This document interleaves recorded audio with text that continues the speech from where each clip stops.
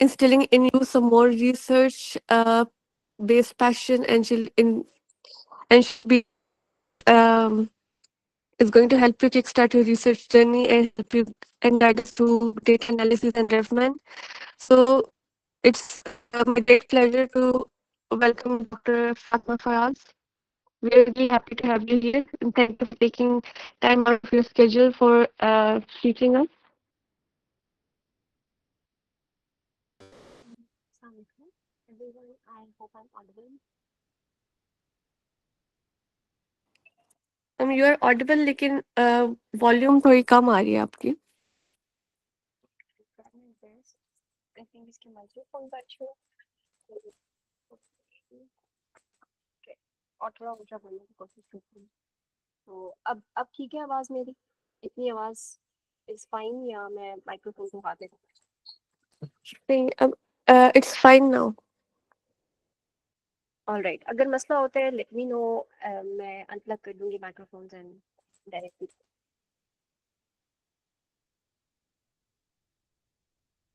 Alright. So thank you so much, Amna, for the warm welcome. I'm really honored to be teaching here. मुझे बहुत अच्छा लगा जब मुझे invite किया आप लोगों ने. And a little about me, I am Dr. Fatma Faraz. I graduated from RMU last year.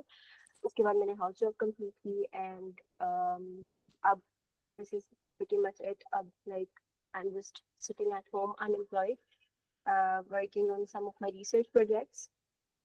Or about research, I think when I was in first year मुझे तब से research करने का बहुत ज़्यादा शौक था. और I kept trying to do multiple of cross sectionals and हर तरह की research until I realized कि कुछ systematic reviews और meta analysis भी एक चीज़ होती है. In fourth year जब मुझे मेरे क्लास फेलो और एक फ्रेंड ने बताया, and it was quite fascinating honestly कि मतलब आप घर बैठ के भी रिसर्च कर सकते हो और आपकी पब्लिकेशन भी हो सकती है. बिकॉज उससे पहले पिछले 4 सालों में फर्स्ट ईयर से फोर्थ ईयर तक I kept on trying to do many research projects, लेकिन उनमें से कोई भी कंप्लीट नहीं होता था क्योंकि हम लिविंग इन पाकिस्तान एक ऐसी सेटिंग है जहाँ पर it's not always convenient and ideal to do ऐसी रिसर्च जो क्रॉस सेक्शनल हो या इस तरह की जो पेशेंट्स के ऊपर की जाए, क्योंकि यहाँ पर बहुत ज़्यादा सपोर्टिव नहीं है सीनियर्स. यहाँ का इन्वायरमेंट इतना अच्छा नहीं है. लाइक आई रिमेंबर जब मैं डाटा कलेक्ट करने जाती थी तो मेरी रिसर्च नर्सेज के ऊपर थी, तो वो मेरे से फॉर्म्स ले लेती थी. I would spend so much money on getting those forms printed और वो फॉर्म्स रख के घुमा देती थी. Like I would go back to them the next day and they would tell कि ओ वो तो गुम गई. सो इतना ज़्यादा बुरा फील होता था. But of course I am really lucky कि मुझे पता चला फोर्थ ईयर में कि there is something called systematic reviews and meta analysis. तब से मैंने लर्न करना शुरू किया और अल्हम्दुलिल्लाह उसके बाद जो है वो ज़्यादा एनर्जी मैंने अपनी यहीं पर लगाई. बट ऑफ कोर्स मैंने पाकिस्तान में रहना है, तो and for those of you जिन्होंने पाकिस्तान में ही रहना है, तो meta analysis and systematic reviews are not all. आप लोगों ने थोड़ा सा ओरिजिनल रिसर्च के ऊपर भी फोकस करना है. And for those जिन्होंने बाहर जाना है, these are the ideal type of researches that you should do, because of course आप लोगों ने पढ़ाई भी करनी होती है. You have to do observerships as well. जिन्होंने यूएस जाना है तो उस सब के साथ साथ सबसे आइडियल बात यही है कि आप मेटा एनालिसिस वगैरह पब्लिश करें. Having said this, I really hope आप लोगों को जो है वो ये जो मेटा एनालिसिस की सीरीज हो रही है ये बहुत अच्छी लग रही होगी. You guys are enjoying and learning of course. तो meta analysis is really good something जो कि जिस तरह मैंने बताया कि आप घर बैठ के कर रहे हो एंड नॉट लाइक आपकी अपनी कन्वीनियंस से ज़्यादा. मेटा एनालिसिस इज समथिंग जिसकी वाकई में वैल्यू होती है. ठीक है, यानी अगर आप मेटा एनालिसिस कर रहे हो ना, Meta analysis is like combining all the research on a particular topic and then just making one and just telling other people the gist out of it. Like आपने 1000 आर्टिकल्स स्क्रीन किए, 1000 में से आपने कुछ काम के निकाले और फिर उन कुछ काम वाले आर्टिकल्स में से अपना आउटकम ऑफ इंटरेस्ट निकाला और फिर आउटकम ऑफ इंटरेस्ट को निकालने के बाद आपने लोगों को बताया कि हाँ फाइनल सवाल ये है कि ये वाली ड्रग बेहतर है और ये वाली ड्रग नहीं बेहतर, या ये वाला तरीका बेहतर है या ये वाली सर्जरी बेहतर है. तो मतलब जो क्लिनिकल गाइडलाइंस होती है ना, even they also get there you know whole guideline made from the meta analysis. Of course, RCTs की भी अपनी importance है, but RCTs इतने convenient नहीं होते हैं. Not everyone can do an RCT. RCT is randomized controlled trials. अच्छा, मेरी आवाज slow. I'm really sorry. मैंने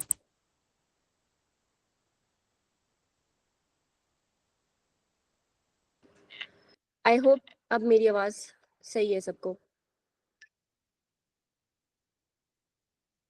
ठीक है. सो मेटा एनालिसिस की मैं क्लिनिकल सिग्निफिकेंस की बात कर रही थी, एंड ऑफ कोर्स सीवी में तो बूस्ट आता ही है. तो हैविंग सेड दैट, मैं अब अपनी स्क्रीन शेयर करने लगी हूँ. आज का जो हमारा टॉपिक है वो है मेटा एनालिसिस का एनालिसिस बेसिकली, यानी आप how to do the analysis. एक second, can you guys see my screen?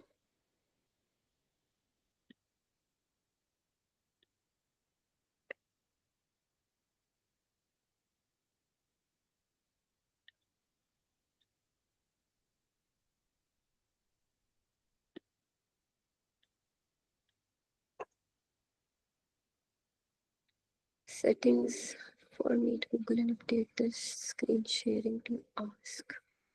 Okay, I'm really sorry, मेरा कोई screen sharing का मसला आ रहा है. I'm allowing it, but ये कर नहीं रहा. For settings, Meet Google and update screen sharing to ask.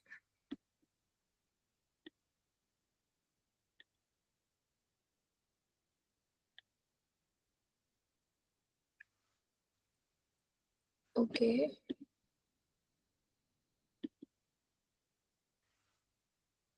I think अब मेरी स्क्रीन विजिबल हुई है, बट ये सिर्फ और सिर्फ सफारी की विंडो शो हो रही होगी आप लोगों को. मुझे अपनी स्लाइड्स शेयर करनी है.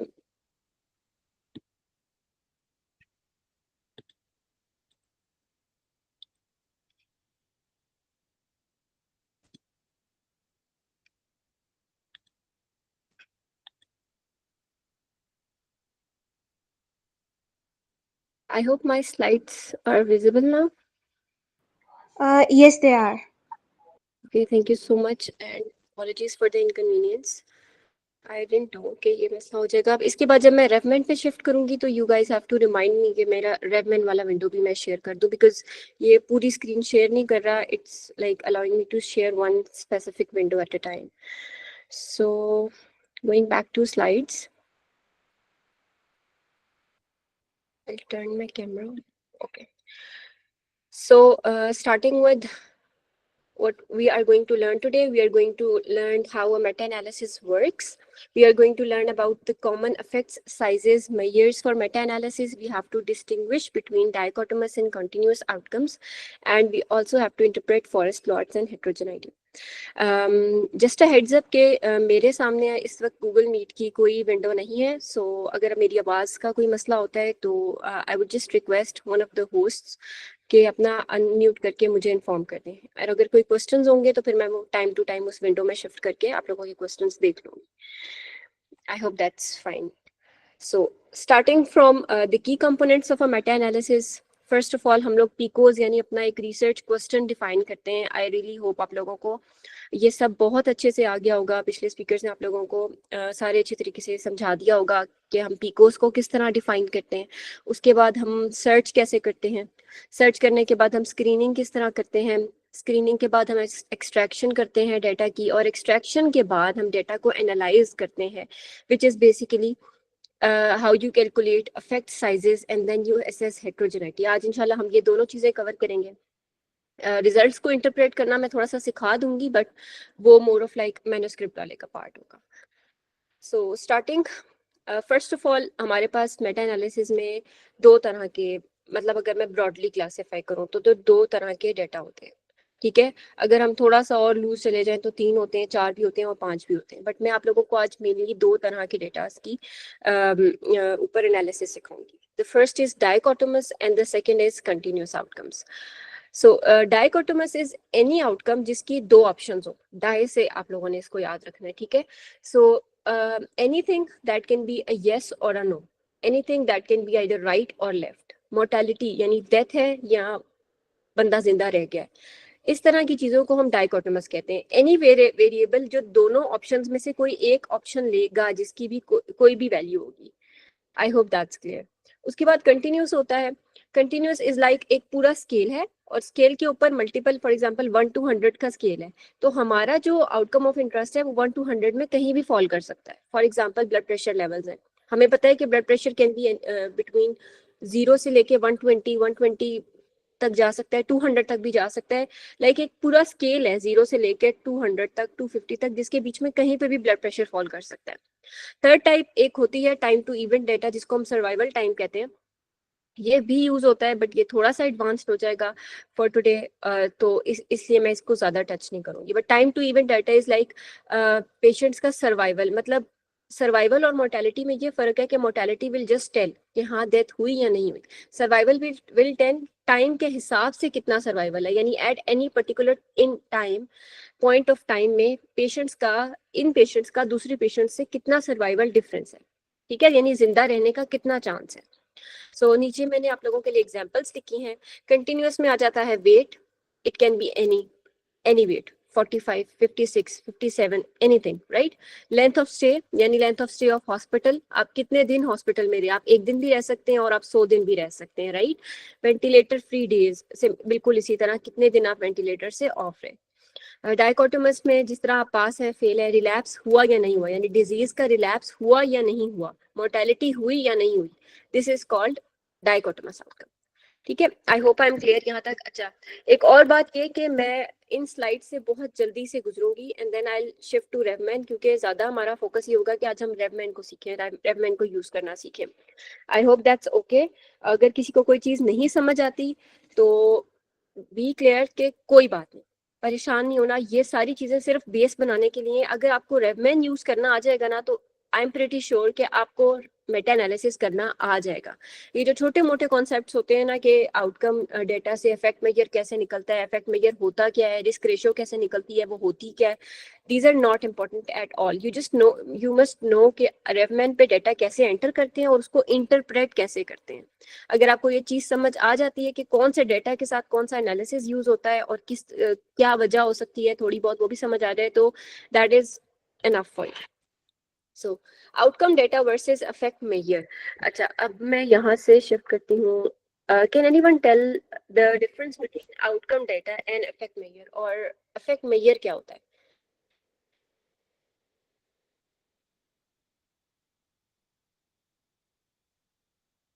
Okay, I just read in the chat के स्लाइड्स चेंज नहीं हो रही, अभी भी स्लाइड्स नहीं चेंज हो रही, वैसे अभी मैंने स्लाइड्स चेंज करना छोड़ दी है।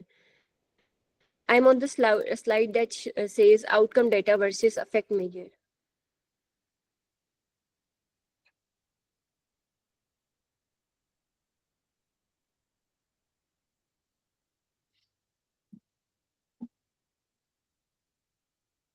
तो I am really sorry, jump from title to outcome just now, बीच की कुछ स्लाइड्स हैं। मैं बेशक आप लोगों के साथ ये स्लाइड्स शेयर कर दूंगी बाद में, बट अगर आप लोगों को जो मैंने बात बोली है वो समझ आ गई है तो it's enough.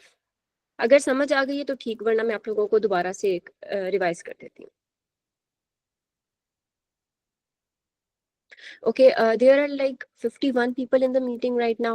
So I would request each and every one of you कि आप लोगों ने मेरे साथ रहना है. Just try to interact with me in the chat box ताकि मुझे पता चलता रहे कि आप लोग मुझे सुन रहे हैं. ठीक है? So outcome data versus effect measure पे थे. आप में से हर वो बंदा जो पहली दफा सुन रहा है कि इफेक्ट मेजर क्या होता है या पहली दफा मेटा एनालिसिस के ऊपर ये लेक्चर ले रहा है, just type 1 in the chat box.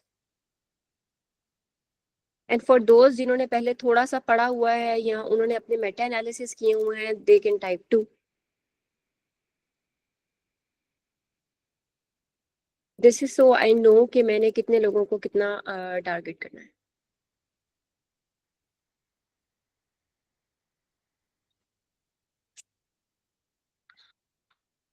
I really appreciate अगर मुझे 51 ही रिस्पॉन्सेज आए, सो मैं आगे चलूँ फिर.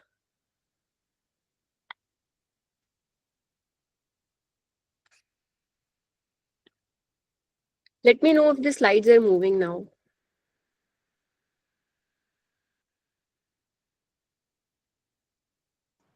They are moving now. We're on the effect size one. Thank you so much. So हम अभी तक पढ़े थे कि outcome data versus affect measure क्या होता है. अगर मैं आप लोगों को बहुत आसान अल्फाज में एक्सप्लेन करना चाहूँ तो outcome data is basically your outcome. यानी फॉर एग्जांपल अगर मैं एक स्टडी कर रही हूँ जिसमें मैंने एक पर्टिकुलर ड्रग, लेट्स से उस ड्रग का नाम है ऑगमेंटिन, ठीक है, यानी अमोक्सिसिलिन क्लेवुलानिक एसिड. मैंने उसका अफेक्ट देखा है ऑन अ पर्टिकुलर इन्फेक्शन या on a particular, let's say मैंने किसी एक कोहोर्ट ऑफ पेशेंट्स को वो एंटीबायोटिक दी और फिर मैं देखना चाहती हूँ कि उनमें से कितने लोग थे जो जिनकी मोर्टेलिटी हो गई. ठीक है, ये मेरा सारा का सारा मेरा रिसर्च क्वेश्चन था. तो इसमें जो आउटकम डेटा होगा ना वो हर पेशेंट का वो मोर्टेलिटी होगी, यानी कि आउटकम इज द मोर्टेलिटी. ठीक है, और मोर्टेलिटी का जो डेटा होगा that would be my outcome data, right.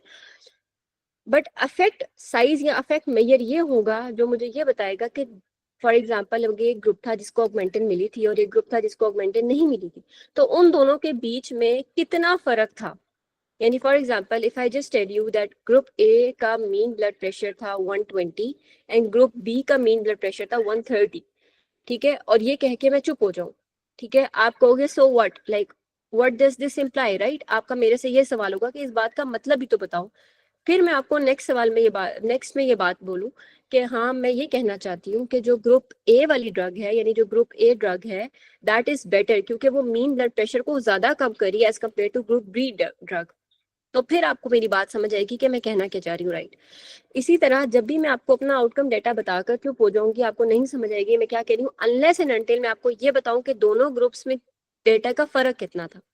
I hope this is understandable. अगर समझ आइए तो मैं फिर आपको इस स्लाइड से एक्सप्लेन करती हूँ. ये बहुत उसने अजीब सी लिखी हुई है. Effect sizes are quantitative values used in research especially in systematic reviews meta analysis to express the magnitude and direction of an intervention effect or the strength of association between the variables.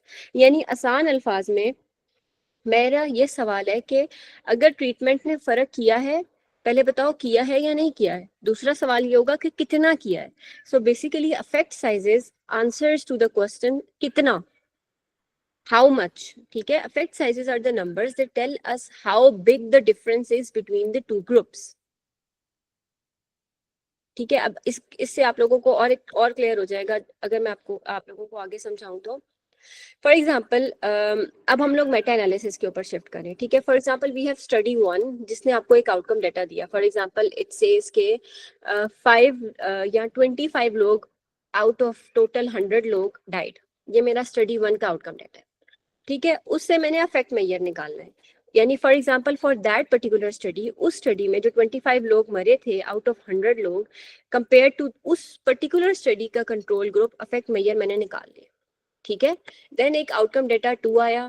For example let's say हमारे case में वो दूसरी study का data होगा. ठीक है, and then उसका affect major 2 आया. ठीक है, देन आउटकम डेटा 3 आया और उसका अफेक्ट मेजर 3 आया. ठीक है, तीनों अफेक्ट्स को मिलाकर जब हम इस चीज को प्रेजेंट करेंगे तो हमारा जो कंबाइंड अफेक्ट मेजर होगा वो मेटा एनालिसिस का रिजल्ट होगा. आई होप ये चीज आप सबको समझ आ गई.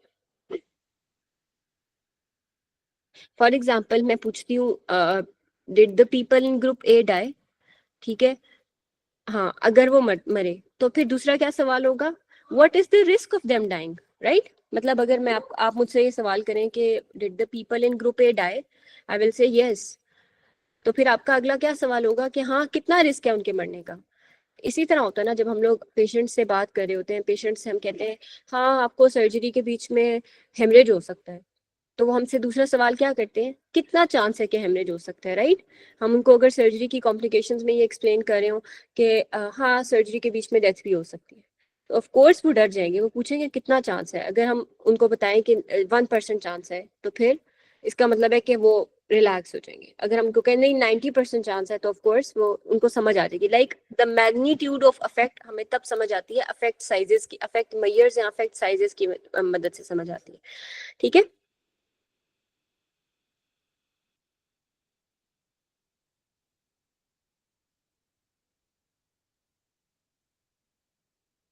इसी तरह जब भी हम मेटा एनालिसिस में अपनी स्टडीज को कंबाइन करते हैं तो हर स्टडी का एक इफेक्ट मेजर बना लेता है रेवमैन, जिसके ऊपर हम रिसर्च को करते हैं, मेटा एनालिसिस को करते हैं, ठीक है, वो हर पर्टिकुलर स्टडी का एक इफेक्ट मेजर बना लेता है और फिर उन इफेक्ट मेजर्स को कंबाइन करके कंबाइंड इफेक्ट देता है जो कि हमारा फाइनल इफेक्ट होता है, ठीक है। आई होप यहाँ तक आप लोगों को बात समझ आ गई थी। जो अफेक्ट साइजेस होते हैं ये डिफरेंट तरह के हो सकते हैं, इनको रिस्क रेशियोज भी, इनमें रिस्क रेशियोज आ जाती हैं, ऑड्स रेशियो आ जाती हैं, मीन डिफरेंस आ जाते हैं, स्टैंडर्डाइज मीन डिफरेंस आ जाते हैं, and they truly depend on the type of data जो आप इंक्लूड कर रहे हैं अपनी स्टडी में, ठीक है। यानी जब सबसे शुरू में मैंने आप लोगों को टाइप ऑफ डेटा समझाया था, कंटिन्यूस होता है, डायकोटोमस होता है, उसके ऊपर डिपेंड करेगा कि आपकी स्टडी का कौन सा इफेक्ट मेजर आपने यूज करना है, ठीक है। So this is just a table to help you guys understand this more properly. अगर आपका फॉर एग्जांपल आउटकम है मोर्टेलिटी, ठीक है, मोर्टेलिटी इज डायकोटोमस, ये हम पीछे से पढ़ के आए हैं। डायकोटोमस डेटा हो तो आपके जो प्रेफर्ड इफेक्ट मेजर्स होते हैं वो रिस्क रेशियोज होते हैं और ऑड्स रेशियोज होते हैं, ठीक है। अब आप लोगों ने इसमें बिल्कुल परेशान नहीं होना कि रिस्क रेशियो क्या चीज़ है, ऑड्स रेशियो क्या चीज़ है और ये कैसे निकलेगी। जस्ट रिमेंबर डायकोटोमस डेटा के लिए या रिस्क रेशियो यूज होगा या ऑड्स रेशियो यूज होगा, ठीक है। Then for blood pressure which is a continuous, जैसे मैंने बताया कंटिन्यूस वेरिएबल है, कंटिन्यूस आउटकम है, तो उसके लिए मीन डिफरेंस, ठीक है। ब्लड प्रेशर के लिए ही हम एसएमडी समझे, मीन डिफरेंस और स्टैंडर्डाइज मीन डिफरेंस बिल्कुल एक चीज है। Standardise mean difference is like the बड़ा भाई ऑफ मीन डिफरेंस। अभी तक आप लोगों ने सिर्फ ये चीज याद रखनी है, इसकी मोर डिटेल में आप लोगों को बाद में बताती हूँ। और फिर मैंने आप लोगों को एक थर्ड टाइप ऑफ डाटा बताया था, that was survival data. Survival data के लिए आप हैजर्ड रेशियोज यूज करते हैं, ठीक है। I hope this is clear. So हम आगे मूव करते हैं। डायकोटोमस के लिए मैंने आप लोगों को दो ज्यादा इंपॉर्टेंट बताए थे, that was risk ratio and odds ratio, ठीक है। और भी होते हैं, हैजर्ड रेशियो भी डायकोटोमस में आ जाता है क्योंकि ऑफ कोर्स सर्वाइवल डाटा है और रिस्क डिफरेंस है, ये दोनों इतने इंपॉर्टेंट नहीं है, हम इनके ऊपर ज्यादा फोकस करें, ठीक है। So coming on to risk ratio, again अभी ये जो बात मैं आप लोगों से करने जा रही हूँ ये बहुत थोड़ी सी टेक्निकल है, लाइक 2% टेक्निकल है। हम सबको ऑफ कोर्स जिन्होंने 4th ईयर कर लिया उनको तो ये बात पता भी होगी, लेकिन अगर किसी को ये चीज नहीं समझ आती तो इस पे परेशान नहीं होना। जो भी मैं बात करने जा रही हूँ, अगर आप लोगों को ये चीज याद रह जाए ना कि डायकोटोमस आउटकम के लिए रिस्क रेशियो और ऑड्स रेशियो में से कुछ यूज होगा, then you are good to go, okay. मैं जल्दी से एक दफा चैट देख लेती हूँ। Survival data, Aisha, it's quite complicated, and that is not the scope of today's session. Survival में हम लोग hazards ratios use करते हैं और hazard ratio हम लोग directly RevMan पे put कर देते हैं, अभी जब मैं आप लोगों को आगे RevMan पढ़ाऊंगी तो, ठीक है। Okay, so starting with risk ratio. Risk ratio is the ratio of probability of an event occurring in the treatment group to that in the control group. इस बात का क्या मतलब है? अगर मैं आप लोगों को आसान अल्फाज में समझाऊं, मैं ये पूछना चाह रही हूँ कि ट्रीटमेंट ग्रुप में एक चीज का कितना रिस्क है as compare to the control group. यानी फॉर एग्जांपल मोर्टेलिटी का कितना रिस्क है या किसी भी रिस्क ऑफ कॉम्प्लिकेशंस का कितना वो है। कोई भी कॉम्प्लिकेशन ले लें, फॉर एग्जांपल ब्लीडिंग ले लें, एसआईटीज ले लें, any complication that comes into your mind, और even if any good thing, for example ventilator से वीन ऑफ हुआ या नहीं हुआ, ठीक है। इसके अलावा भी कोई भी अच्छी आउटकम अगर आप लोगों के माइंड में आ रही है, उसकी कितना रिस्क है to the treatment group to that in the control group. I am really sorry अगर पीछे डिस्टर्बेंस हो रही है, वो this is my cat, I am really sorry. So starting with the very basic, risk क्या होता है? Risk is the number of events in the, अगर मैं इसको बहुत आसान अल्फाज में समझाऊं, अगर आपके इवेंट्स ऑफ इंटरेस्ट का number divided by total number of events. यानी अगर आज मंडे है, risk of being today Monday, इसको ये कितना होगा? अगर आज फॉर एग्जांपल मंडे हफ्ते में एक दफा आता है तो 1 होगा, 1 divided by total days of the week कितने होते हैं? 7। तो risk of being Monday today is 1/7, ठीक है। ये आज मंडे होने का रिस्क है, ठीक है, क्योंकि मंडे हफ्ते में एक दफा आता है और total days of the week कितने होते हैं? 7। Risk of total number of events of interest divided by total number of events. Risk ratio क्या होती है? रिस्क इन ट्रीटमेंट, यानी पूरा risk in treatment divided by risk in control. नहीं समझ आई कोई बात नहीं, ठीक है, ये अगर समझ लिया तो काफी है। Risk ratio of 1 If you guys could excuse me for a minute.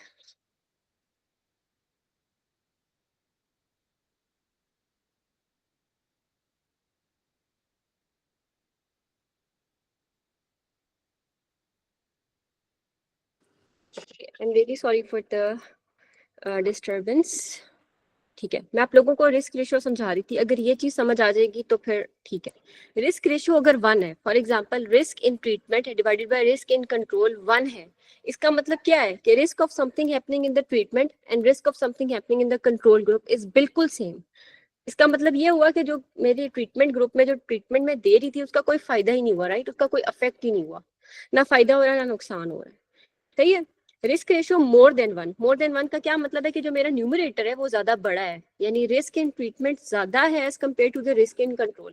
अब कहने को रिस्क जो है वो एक मतलब माइंड में जब रिस्क का वर्ड आता है हम सोचते हैं यार this is something bad, right, risk.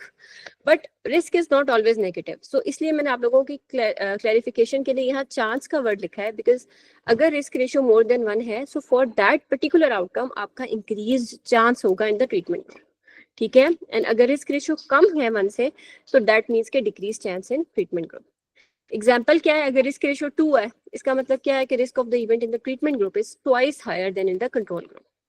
अगर किसी को ये चीज नहीं समझ आई तो मुझे बताएं, और अगर आगे ये जिस type a dot in the chat box, जल्दी से फिर हम आगे मूव करेंगे.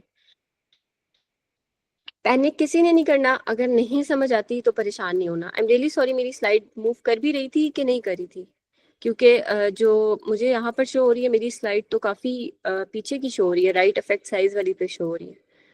आई don't know what's wrong with Google Meet, but मेरी स्लाइड्स काफी मैं आगे चली गई थी.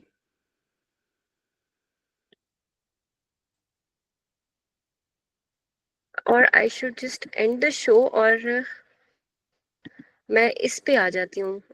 अब आप लोगों को शो हो रही है मेरी स्लाइड्स. मैं फिर ना लाइक स्लाइड शो पे नहीं आप लोगों को प्रेजेंट करूंगी. ठीक है. एक दफा दोबारा दिखा देती हूँ स्लाइड्स, अगर किसी के लिए स्लाइड्स नहीं मूव की तो. मैंने आप लोगों को बताया था कि रिस्क रेशियो क्या होती है. मैंने बताया था कि risk in treatment, risk in control, ये रिस्क रेशियो होती है. और रिस्क इटसेल्फ क्या होता है कि number of events of interest, यानी फॉर एग्जांपल जैसे मंडे आज कितना होने का रिस्क है 1 divided by total number of events या टोटल नंबर ऑफ डेज 7. ठीक है, ये बात आप लोगों को समझ आ गई.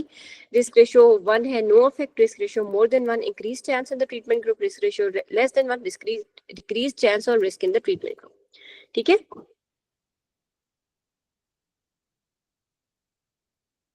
ओके, सो मूविंग फॉरवर्ड्स, अब आता है ऑड्स रेशियो.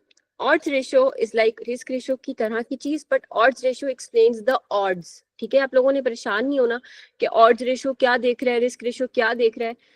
आप लोगों को मैं एंड पे एक चीट कोड बताऊंगी, आप लोगों ने बस उसको याद रखना है, बाकी सारी चीजें नहीं भी समझ आती हैं कोई बात नहीं. ठीक है. Odds ratio compares the odds of an event happening in the treatment group to the odds in the control group. ठीक है. तो यानी कि इसका मतलब ये है कि या वहां पर रिस्क देख रहे थे, वहां पर प्रोबेबिलिटी देख रहे थे, और यहाँ पर ऑड्स देखा जा रहा है. कुछ तो डिफरेंस है. तो ये ऑड्स क्या चीज है ये देख लेते हैं. Odds is basically the probability of an event occurring divided by probability of an event not occurring. अगर आपको रिस्क और odds की ये चीज समझ आ जाए तो आप लोगों को आगे की चीजें समझ आ जाएंगी.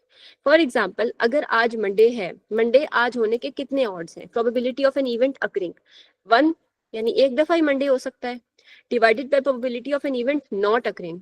तो फिर यहाँ पर हम 7 के बजाय क्या लिखेंगे? 6 लिखेंगे, क्योंकि नॉट occurring तो मतलब एक दिन मंडे हो सकता है लेकिन 6 दिन मंडे नहीं भी हो सकता. तो this is basically odds. Risk में हमने क्या किया था, जब हमने मंडे का रिस्क देखा था तो हमने कहा था 1 divided bye 7 total number of events, लेकिन ऑड्स में हम 1 डिवाइडेड बाय 6 कर रहे हैं. सही है. So it tells us how much और मोर how much more or less likely the event is in one group as compared to another group. सही है. सो ऑड्स रेशियो क्या होगी? Odds of an event in the treatment group, odds of an event in the control group. as simple as that. ठीक है, अगर आप लोगों को ये बात समझ आ गई है तो. उसके बाद ऑड्स रेशियो की बिल्कुल वैसी ही इंटरप्रिटेशन है जैसे रिस्क रेशियो की थी. ऑड्स रेशियो 1 है, इसका मतलब no odds, no difference.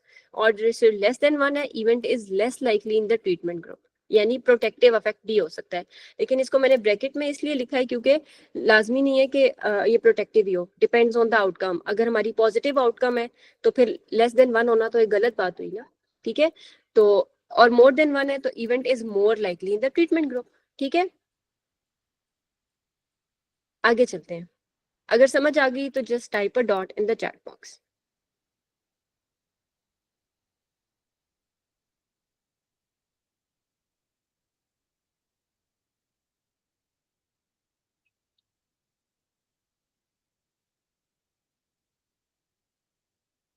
Okay, thank you so much.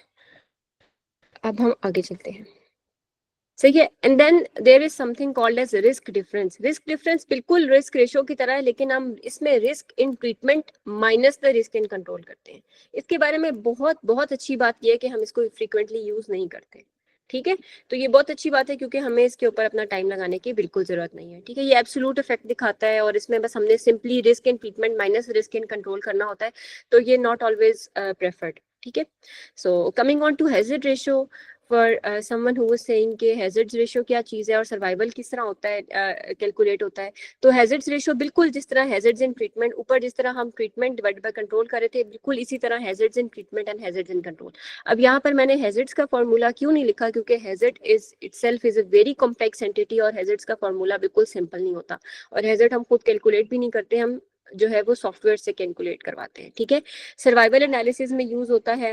Hazard ratio अगर लेस देन 1 है तो फिर lower event rate over time है, यानी फॉर एग्जांपल उस इवेंट का लोअर रेट है, ठीक है। रेट का हम क्यों वर्ड यूज करें, क्योंकि रेट का वर्ड तभी यूज किया जाता है जब टाइम की एंटिटी साथ आती है, और मोर देन 1 है तो हायर इवेंट रेट है, ठीक है। आप लोग ये भी बहुत कम यूज करेंगे, इसलिए परेशान नहीं होना। When to use each measure, ये आपका चीट कोड है, इसको याद रख लें। जब आपने आपकी सारी इंक्लूडेड स्टडीज आरसीटीज हैं, यानी आपने अपने मेटा एनालिसिस में सारी आरसीटीज यूज करे हैं, रैंडमाइज्ड कंट्रोल ट्रायल्स इंक्लूड करे हैं, वहां पर आपने रिस्क रेशियो यूज करना है। अगर आप केस कंट्रोल्स या कोहोर्ट्स यूज करें तो आपने ऑड्स रेशियो यूज करना है, ठीक है। और अगर आप time to event data include करें, जो कि बहुत बहुत कम है कि अगर आप time to event data include करें, तो आपने हैजर्ड्स रेशियो इंक्लूड करना है, ठीक है। This is not important at all, बस ये दोनों चीजें आपने याद रखनी है, ठीक है। रिस्क रेशियो कब यूज करते हैं और ऑड्स रेशियो कब यूज करते हैं, ठीक है। अब आप लोग जल्दी से हर बंदा ये चीज रिवाइज करके चैट बॉक्स में लिखें। Use risk ratio for RCTs, use odds ratio for case controls.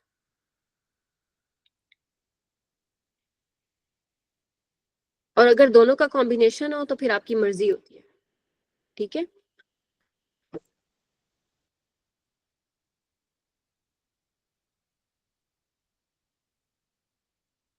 ठीक है, हम आगे चलें या फिर should I wait for you guys to absorb this, because I think we really short on time. इसके बाद हमने रेफमेंट पे भी जाना है, okay. Thank you Abdullah, thank you Halima, Adeel, Sumaiya, Ayesha, Zehra, thank you so much.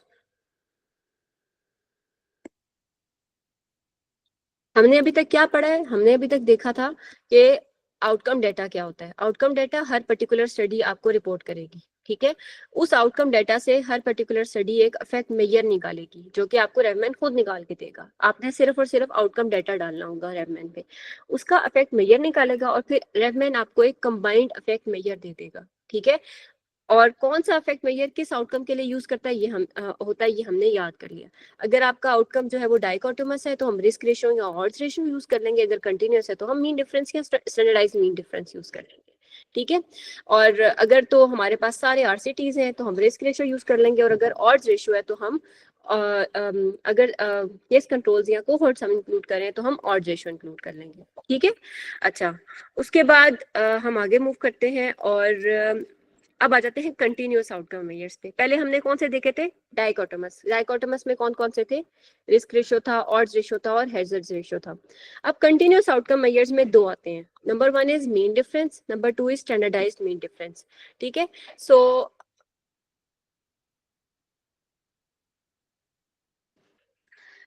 अच्छा, तो मीन डिफरेंस इज लाइक, बिल्कुल सिंपल सी बात है, mean of the treatment divided by mean of the control. इसमें कोई मुश्किल बात नहीं है, ठीक है।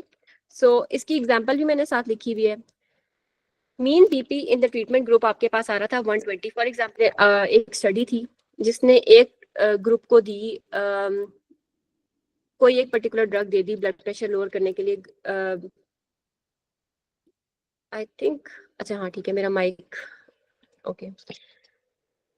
ग्रुप ए को एक पर्टिकुलर ड्रग दी गई, ड्रग ए दी गई, और ग्रुप बी को एक पर्टिकुलर ड्रग दी गई, ड्रग बी, ठीक है। और फिर दोनों को ओवर टाइम देखा गया और at the end of the study ये देखा गया कि mean BP in the treatment group was 120, ठीक है, systolic BP, and mean systolic BP in the control group was 130, ठीक है। अब ये मेरे रिजल्ट है, ये मैं अगर आपको बताऊंगी आप कहेंगे तो हम क्या करें, ठीक है, राइट। फिर हम इसमें से क्या निकालेंगे, हम मीन डिफरेंस निकालेंगे। ग्रुप ए का ट्रीटमेंट यानी ग्रुप ए जो हमारा ड्रग ए का ट्रीटमेंट ग्रुप था हमारा, उसमें से उसका था 120 और कंट्रोल का था 130। 120 माइनस 130 यानी -10, यानी कि ट्रीटमेंट ग्रुप का 10 mm बीपी जो था वो कम था on average compare to the control group. ये बिल्कुल सिंपल मैथ्स है जिसमें हमने माइनस करना होता है, mean of the treatment divided by mean of the control, ठीक है। आई होप ये बात सबको समझ आ गई, अगर आ गई तो just right a dot in the chat box. This is really simple, ठीक है। फॉर कंटिन्यूअस आउटकम्स आप सिंपली माइनस करते हो mean of the treatment divide by mean of the control, ठीक है। हाँ, और ऑलराइट, आई सी कि ये बात ऑलमोस्ट ज्यादा लोगों को समझ आ गई है, ठीक है। सो मूविंग फॉरवर्ड्स, अब एज आई सेड बिफोर कि मीन डिफरेंस का बड़ा भाई होता है स्टैंडर्डाइज्ड मीन डिफरेंस। अब इसके नाम से आपने परेशान नहीं होना, ठीक है। इसके नाम में क्या आ रहा है, स्टैंडर्डाइज्ड, ठीक है। सो होता क्या है कि अक्सर जब आप लोग इन फ्यूचर इंशाल्लाह आप सब अपने अपने मेटा एनालिसिस करेंगे तो आप लोग ये बात देखेंगे कि कुछ स्टडीज होती हैं स्पेसिफिकली साइकेट्री में जो मेटा एनालिसिस किए जाते हैं वो मल्टीपल स्केल्स यूज करते हैं। अगर आप लोगों ने कोई साइकेट्री में क्रॉस सेक्शनल्स भी की होंगी तो आप लोगों ने नोट किया होगा कि डिप्रेशन वगैरह के लिए, एंजाइटी के लिए मल्टीपल स्केल्स यूज किए जाते हैं, ठीक है। और कोई जो है वो कट ऑफ 0 से 100 के बीच में 50 रख रहा होता है, कोई 0 से 10 के स्कोर में 5 को कट ऑफ रख रहा होता है, और हर क्वेश्चन की अपनी स्कोरिंग चल रही होती है। तो ऐसे केसेस में अब आप ऐसे तो नहीं कर सकते ना कि मैं सिर्फ वो स्टडीज उठाऊंगा जो Hamilton depression rating scale use करेंगे, पता चले आपको सिर्फ ऐसी 2 स्टडीज मिले, और अगर आप सारे क्वेश्चनर्स को देखें तो इस तरह की कोई 10-12 स्टडीज हो, तो फिर ऐसे केस में हम स्टैंडर्डाइज्ड मीन डिफरेंस यूज करते हैं जो बेसिकली सारे मीन्स को स्टैंडर्डाइज कर देता है। इसको याद करने का यही तरीका है, ठीक है। यानी कि इसकी एक और एग्जांपल ये है कि जब हम लोग पेन को देखते हैं ना तो पेन के भी मल्टीपल स्कोरिंग सिस्टम्स होते हैं, तो उस केस में भी पेन को हम लोगों ने अगर स्टैंडर्डाइज करना हो पेन को, तो फिर हम लोग स्टैंडर्डाइज्ड मीन डिफरेंस यूज करते हैं और उससे हम अपने इफेक्ट साइजेस को कंबाइन कर लेते हैं। आई होप दिस वाज आप लोगों के लिए डाइजेस्टेबल। अगर आप लोगों को समझ आ गई है तो फिर हम लोग आगे चलते हैं, ठीक है।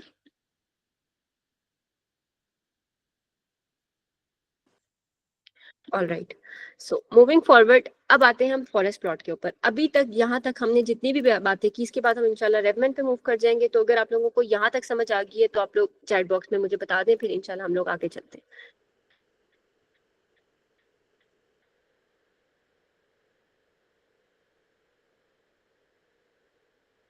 You can maybe type just a dot in the chat box.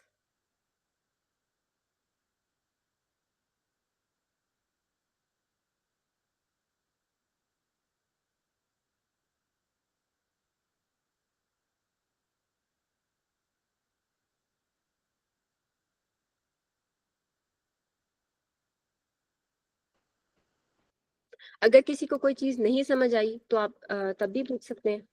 इसके बाद वाला जो पार्ट है, अगर आप में से किसी के पास रेवमेन इंस्टॉल हुआ है तो वो मेरे साथ खोल लें and they can follow me, but अगर नहीं भी है तो just watch me do this. And आप लोगों के पास आई थिंक रिकॉर्डिंग्स तो होंगी, तो बाद में जरूर प्रैक्टिस कर लीजिएगा, सही है। सो मूविंग फॉरवर्ड्स, अब हम लोग पहले ये देख लेते हैं कि मेटा एनालिसिस की अभी तक हमने इतनी बातें की हैं कि एंड पे मीन डिफरेंस निकलेगा, रिस्क रेशो निकलेगी, तो वो सारी चीजें हमें रेवमैन किस तरह करके देता है। क्योंकि आई केप्ट सेइंग बीच में कि आप लोगों ने परेशान नहीं होना, आप लोगों ने सिर्फ ये करना सीखना है, रेवमैन सब कुछ खुद करेगा, राइट। तो रेवमैन हमें किस तरह का आउटकम बना के देता है, तो जो रेवमैन हमें आउटकम फिगर देता है ना, उस फिगर को कहा जाता है फॉरेस्ट प्लॉट, ठीक है। आई होप ये जो फॉरेस्ट प्लॉट है आप लोगों को सबको नजर आ रहा है, ठीक है। So this is how a forest plot looks like. Forest plot में मल्टीपल चीजें होती हैं जो हमने देखनी होती हैं, और अगर हम स्टार्ट करें फ्रॉम द वेरी लेफ्ट, ठीक है, तो आपके लेफ्ट पर सबसे पहले स्टडीज लिखी होती हैं जो आप इंक्लूड करते हैं। मैं इस वक्त स्लाइड शो पे हूँ, तो अगर मेरी स्लाइड या मेरा लेजर मूव नहीं कर रहा तो please Can anyone unmute themselves and let me know? सही है. So this is how a forest plot looks like. ठीक है, सबसे लेफ्ट पे मैंने आप लोगों को बताया कि आपकी included studies of the Meta analysis डलती हैं. ठीक है, इंक्लूडेड स्टडीज यानी जो आपने स्क्रीनिंग की थी उसके बाद जो आप स्टडीज इंक्लूड करे थे वो. ठीक है, उसके बाद आपको दो चीजें नजर आती हैं, एक नंबर 1, नंबर 2. ठीक है, ये बेसिकली आपके ट्रीटमेंट एंड कंट्रोल ग्रुप होते हैं. ठीक है, ट्रीटमेंट ग्रुप आपके पास लेफ्ट पर होता है और कंट्रोल ग्रुप आपके पास राइट पे होता है. ठीक है, मेरे केस में ट्रीटमेंट ग्रुप वो साइमवास्टैटिन. ये बेसिकली एक ड्रग होती है. मेरा एक मेटा एनालिसिस था जिसमें मैंने चेक किया था कि इफेक्ट ऑफ साइमवास्टैटिन वर्सेस कंट्रोल या प्लेसिबो क्या होता है ऑन लिवर सिरोसिस पेशेंट्स. तो आपका जो ट्रीटमेंट ग्रुप या इंटरवेंशन ग्रुप था वो लेफ्ट पे आता है और कंट्रोल ग्रुप राइट पे आता है. ठीक है, और इनके इवेंट्स और टोटल लिखे होते हैं. ठीक है, एज आई सेड बिफोर कि आपने रेवमैन को कुछ भी नहीं करके देना होता, ना रिस्क रेशो निकाल के देनी होती है, ना ऑड्स रेशो निकाल के देनी होती है. आपने सिर्फ उसको ये बताना होता है कि मेरे ट्रीटमेंट ग्रुप में टोटल 69 पेशेंट्स थे, जिसमें से 14 पेशेंट्स को ये पर्टिकुलर जो कि आउटकम थी, फॉर एग्जाम्पल मोर्टेलिटी थी आउटकम. ठीक है, तो 14 पेशेंट्स मर गए. ठीक है, 14 आउट ऑफ 69. सिमिलरली जो मेरी सेकेंड स्टडी थी, जहाँ स्टडी थी, उसमें 9 आउट ऑफ 65 पेशेंट्स मर गए. पोस्ट 2025 में 5 आउट ऑफ 117 पेशेंट्स की डेथ हो गई. सिमिलरली कंट्रोल ग्रुप में, यानी जो मेरी उसी पर्टिकुलर स्टडी के दूसरे ग्रुप्स थे जिनमें वो साइमवास्टैटिन ड्रग नहीं दी गई थी, उसमें 18 आउट ऑफ 78 मर गए. जहाँ स्टडी में 18 आउट ऑफ 69 की डेथ हो गई, पोस्ट स्टडी में 8 आउट ऑफ 120 की डेथ हो गई. ठीक है, ठीक. अब उसके बाद आपके पास there is something called as weight. Weight is the weight of the study that particular study जो कि आपने अपने पर्टिकुलर मेटा एनालिसिस में इंक्लूड की होती है. अब आप ये नोट करें कि हर स्टडी के आगे उसका अपना वेट लिखा हुआ है. इसका क्या मतलब है? इसका मतलब ये है कि मेटा एनालिसिस में रेवमैन या इवन आप कोई भी सॉफ्टवेयर यूज करें, it does not just simply combine the studies and give कि हाँ 251 out of 267 out of total जो आपके पास पेशेंट्स थे साइमवास्टैटिन ग्रुप में वो 251 थे और जो कंट्रोल ग्रुप था उसमें 267 थे एंड दैट इज ऑल. रेवमैन यहाँ पर रुकता नहीं है. ठीक है, यानी वो आपको बस ये नहीं बताएगा कि 28 पेशेंट्स थे इस ग्रुप में, वो मर गए आउट ऑफ 251, और 44 पेशेंट्स थे कंट्रोल ग्रुप में, आउट ऑफ 267 वो मर गए. दैट इज नॉट ऑल रेवमैन और अ मेटा एनालिसिस डज. ठीक है, ये हर स्टडी को डिपेंडिंग ऑन इट्स वेट उतना ही वेट देता है और फाइनल रिजल्ट में उसका उतना ही उसकी कॉन्ट्रीब्यूशन होती है. लेट्स से एब्राल्डे स्टडी थी, इसने 1000 पेशेंट्स लिए. ठीक है, जहाँ स्टडी ने लेट्स से 500 पेशेंट्स लिए और पोस्ट स्टडी ने सिर्फ और सिर्फ 100 पेशेंट्स लिए. तो ऐसा कैसे पॉसिबल है कि एब्राल्डे, झा और पोस्ट तीनों स्टडीज का बिल्कुल इक्वल वेट हो? यानी इसमें अगर 14 पेशेंट्स मरे हैं, इसमें 9 पेशेंट्स मरे हैं, इसमें 5 पेशेंट्स मरे हैं, तो एंड पे मैं कैसे कह दूं कि 28 पेशेंट्स मरे थे आउट ऑफ 251? ऑफ कोर्स मुझे इस चीज को भी तो अपने कंसिडरेशन में लाना है कि एब्राल्डे ने 1000 पेशेंट्स लिए थे, राइट? तो मेरे जो फाइनल रिजल्ट होना चाहिए उसमें उसका इतना ही कॉन्ट्रीब्यूशन होना चाहिए, राइट? तो एब्राल्डे का वेट कितना है? 48.7, ऑलमोस्ट 50% हम उसको वेट दे रहे हैं. ठीक है, झा का हमने 35 कर दिया, पोस्ट का 15 कर दिया. ये हम खुद नहीं करते, ये रेवमैन खुद सेलेक्ट करता है depending on 3 factors. Number 1 the sample size of your study. Number 2 आपके पास जो इवेंट्स ऑफ द स्टडी होते हैं, यानी अगर उस स्टडी के जो इवेंट्स हैं वो ज्यादा हो तब उसको दिया जाता है. Number 3 is the confidence interval. Confidence interval क्या चीज होती है ये भी मैं अभी आप लोगों को फॉरेस्ट प्लॉट पर दिखाती हूँ. ठीक है, ये 3 चीजें होती हैं जो बताती हैं कि आपकी उस पर्टिकुलर स्टडी का वेट कितना होगा. सही है.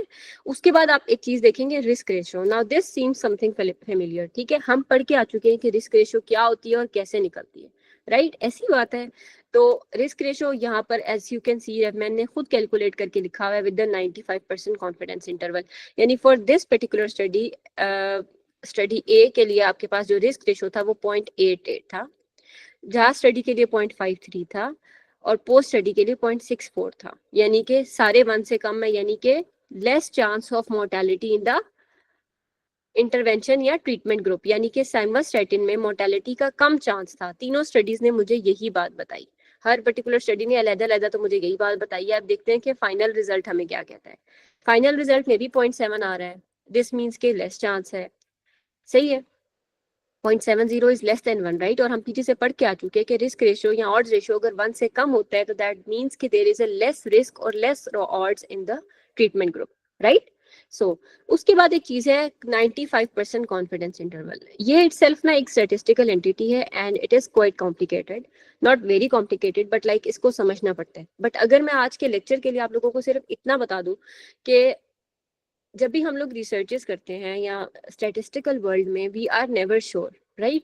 हम लोग जब भी कोई बात करते हैं, लेट्स से मैं कहती हूँ कि ये वाला ग्रुप जो था वो दूसरे ग्रुप से 5 टाइम्स या 5 टाइम्स इस ग्रुप में ज्यादा चांस था as compare to that group, ठीक है। अगर मैंने ये बात कर दी तो हम खुद को ह्यूमन और ऑफ कोर्स हमारे जो सॉफ्टवेयर होते हैं उनको सॉफ्टवेयर दोनों को एरर करने का एक चांस देते हैं। हम बताते हैं कि हाँ there is a room for error and that is okay. हम किसी आइडियल वर्ल्ड में तो रहते नहीं है, right.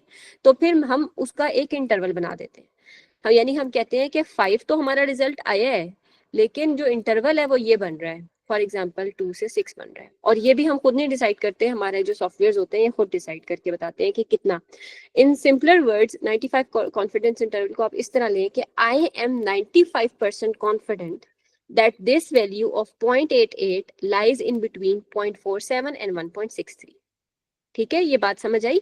I am 95% confident that this value of 0.70 lies in between 0.45 and 0.1 and 1.08.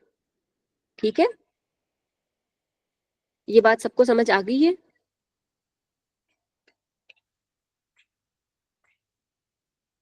अगर समझ आ गई है तो प्लीज डॉट डाल दें। Okay, thank you so much.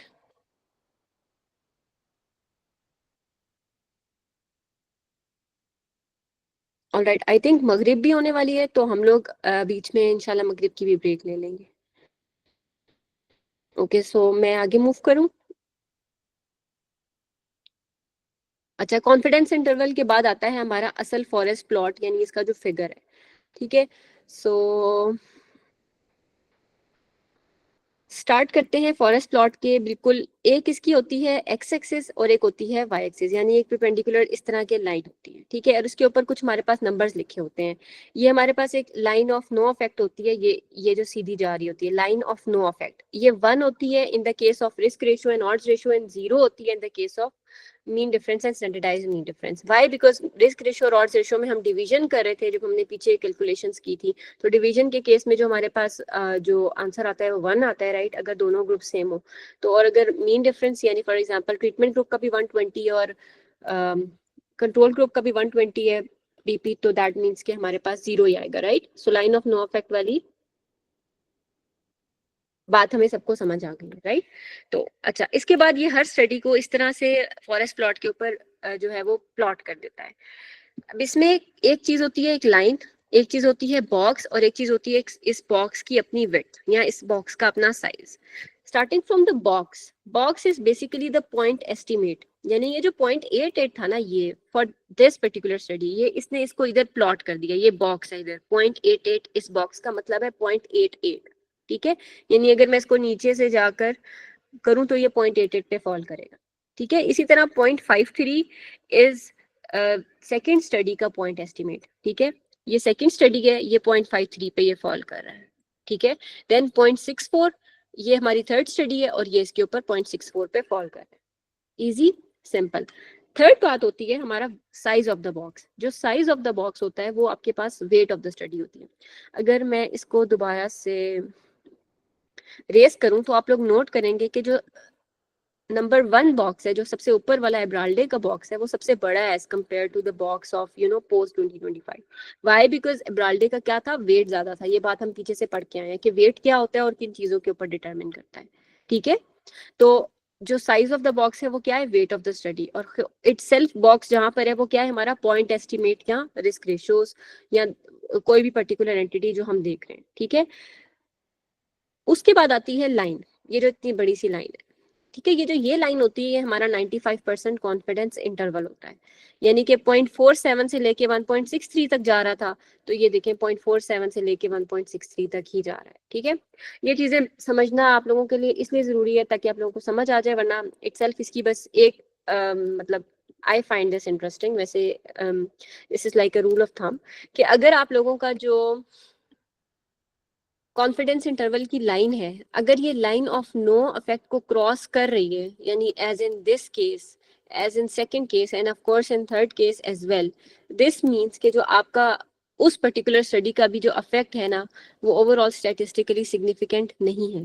तो वो अगर आप लोग नोट करें तो इसमें भी नहीं है, इसमें भी नहीं है, इसमें भी नहीं है, तो जो फाइनल रिजल्ट है वो भी हमारा ओवरऑल स्टैटिस्टिकली सिग्निफिकेंट नहीं आया हुआ.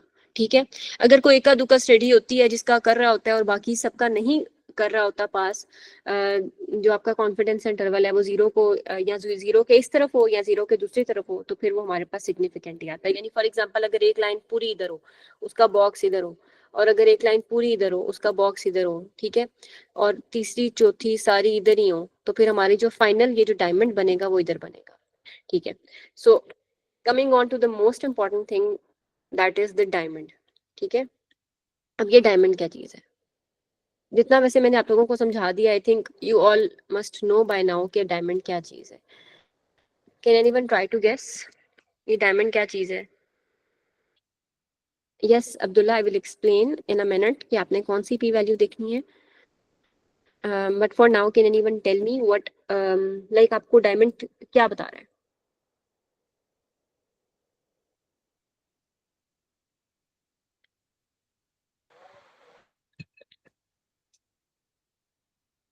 Yes, thank you so much for those who answered. बिल्कुल. डायमंड हमारा जो होता है वो बिल्कुल हमारा जो ओवरऑल इफेक्ट होता है दैट इज हमारे केस में क्या है 0.70 है, ये इसको एक्सप्लेन करता है. और ये देख लें बिल्कुल 0.7 पे जाकर ही ये फॉल कर रहा है. ठीक है. तो और ये जो इस डायमंड की विड्थ होती है यहाँ से लेकर यहाँ तक, जो इसके राइट एंड लेफ्ट है, ये इसका कॉन्फिडेंस इंटरवल होता है, यानी 0.47 से लेके 1.08 तक. ठीक है. अब अगर आप लोग गौर से देखें तो जो हमारा डायमंड है उस बेचारे का भी जो विड्थ है वो भी लाइन ऑफ नो इफेक्ट को क्रॉस कर रही है. तो लाइन ऑफ नो इफेक्ट को अगर इसने भी क्रॉस कर दिया, इसका मतलब क्या है कि जो हमारा फाइनल रिजल्ट है वो बेचारा भी स्टैटिस्टिकली सिग्निफिकेंट नहीं है. Now coming to the most important question जो कि आप लोगों ने किया है कि दो पी वैल्यूज हैं, हमने कौन सी देखनी है? ठीक है. हमने देखनी है टेस्ट फॉर ओवरऑल इफेक्ट, इसकी वैल्यू देखनी है. और हमें पता है कि P value less than 0.05 is statistically significant. But this is not all. ये वाली पी वैल्यू किस चीज की है? ठीक है. इसको बोलते हैं heterogeneity. This is the last thing that you should be seeing in a forest plot. Heterogeneity itself एक बहुत बड़ा कॉन्सेप्ट है जो कि I reserve for later, but I think I should just touch it now. Heterogeneity बिल्कुल इसको इस तरह से मैं एक्सप्लेन करूंगी कि देखिए हम लोग मेटा एनालिसिस में कितनी स्टडीज डालते हैं. कोई स्टडी पाकिस्तान में हुई है, कोई इंडिया में हुई है, कोई अमेरिका में हुई है, कोई कहीं हुई है. ठीक है. दुनिया के हर कोने से हम स्टडीज उठाकर एक मेटा एनालिसिस के अंदर इनकॉर्पोरेट कर देते हैं. So don't you think it is a little unjust कि हम डिफरेंट सराउंडिंग्स की स्टडीज को उठाकर एक कंबाइंड रिजल्ट बनाएं और ये इस चीज को हम कंसिडर ही ना करें कि वो डिफरेंट सेटिंग्स में हुई थी. क्या पता कि जो स्टडी नंबर 1 थी उसने ज्यादा बूढ़े लोगों को ले लिया हो, क्या पता जो स्टडी नंबर 2 थी उसने ज्यादा हॉस्पिटलाइज्ड पेशेंट्स को ले लिया हो. ठीक है. So this is when heterogeneity comes into action. Heterogeneity assess करती है कि जो आपकी इंक्लूडेड स्टडीज हैं उनके अंदर कितना फर्क है. ठीक है. यानी वो कितनी एक दूसरे से फर्क है. राइट.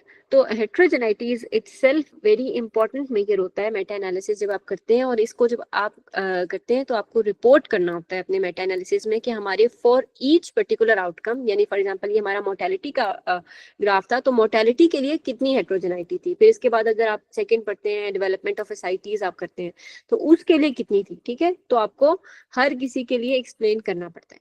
हेट्रोजेनाइटी हमारे केस में आपने किसको देखना होता है? आपने देखना होता है आई स्क्वायर को. आई स्क्वायर स्टैटिस्टिक हमें बताता है कि कितने % हेट्रोजेनाइटी थी और ये आप लोगों ने याद कर लेना होता है. इस केस में कितनी है? 0%. ठीक है. What does 0% mean? 0% मीन कि हमारी इंक्लूडेड स्टडीज के बीच में आपस में कोई हेट्रोजेनाइटी नहीं थी. ठीक है.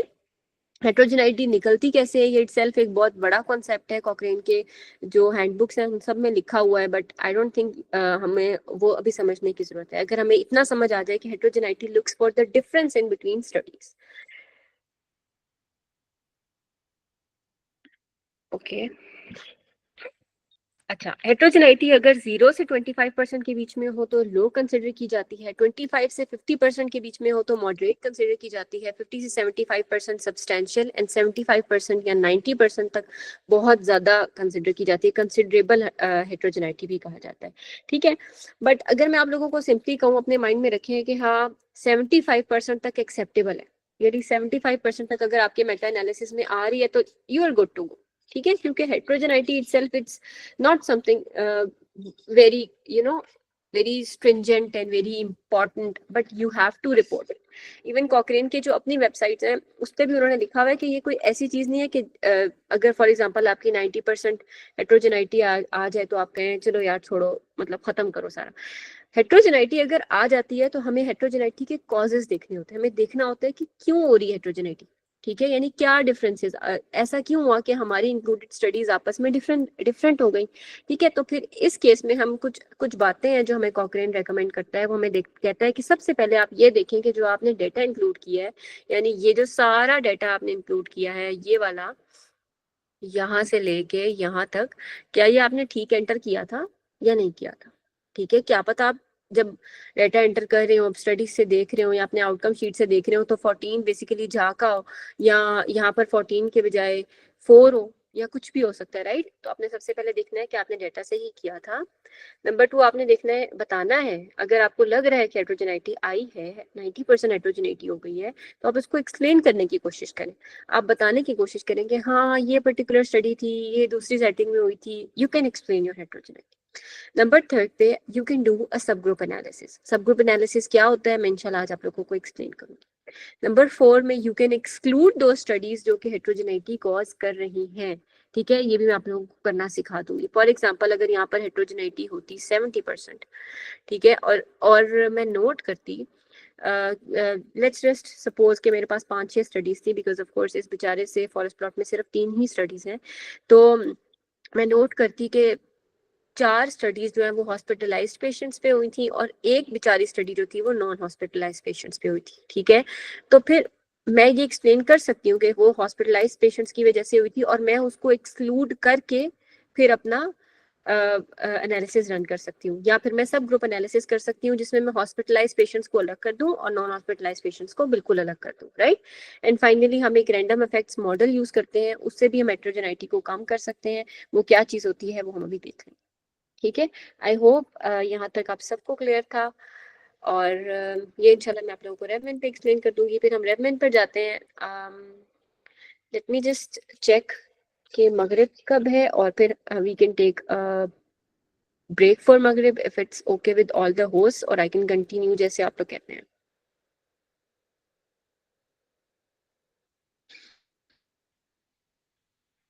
आई थिंक इट्स ऑलमोस्ट मगरिब टाइम, तो please can any of the host assist me इसमें।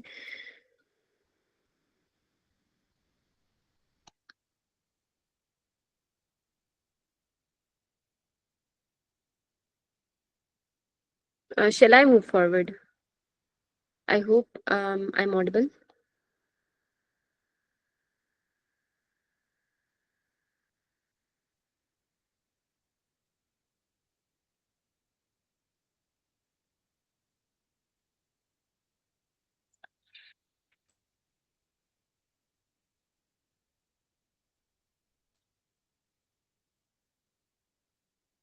ओके, अगर आप लोगों को यहाँ तक समझ आ गई है, please send a dot in the chat box. हम रेवमेंट पे मूव करते हैं। Thank you Sumaiya, thank you Adeel.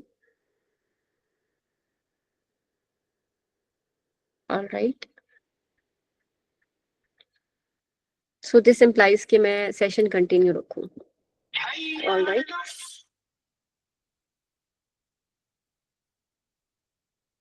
I will open RevMan, please let me know अगर आप लोगों को शो होता है तो।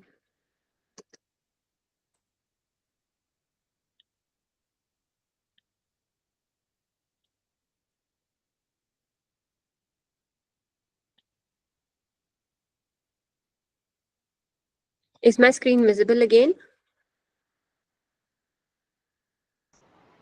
Yes, it is.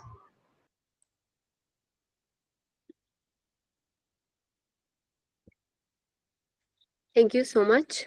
Okay, सो रेवमैन का जिनको नहीं पता, RevMan is a very very good and a handy software जो कि हम यूज करते हैं फॉर मेटा एनालिसिस, ठीक है। इसमें you just have to enter the events and the total, यानी किस स्टडी में कितने पेशेंट्स को क्या क्या हुआ, एंड फाइनल रिजल्ट मेटा रेवमैन आपको खुद निकाल के देता है कि कितना रिस्क रेशो है फाइनल, या कितना ऑड्स रेशो है, या कितना मीन डिफरेंस है, या स्टैंडर्डाइज मीन डिफरेंस, सही है। सो दिस इज हाउ रेवमैन का स्टार्ट लुक्स लाइक। इसको एक second, just let me close this, सही है। तो अगर आप लोगों को सबके पास किसी के पास रेवमैन है तो वो मेरे साथ बेशक करता रहे, अगर नहीं तो I just quickly do this all, ठीक है। फर्स्ट पेज पे जाना है आप लोगों ने, ये टॉप जो आपका लेफ्ट है वहां पर आपको एक न्यू का वो ऑप्शन शो हो रहा होगा, आपने उस पर क्लिक करना है और आपको ये शो हो जाएगा। अक्सर अगर आप लोगों के पास विंडोज है तो आई थिंक ये बिल्कुल स्टार्ट ही इससे होता है, तो मेरा रेवमैन शायद थोड़ा पुराना है तो ये थोड़ा मसला करता है।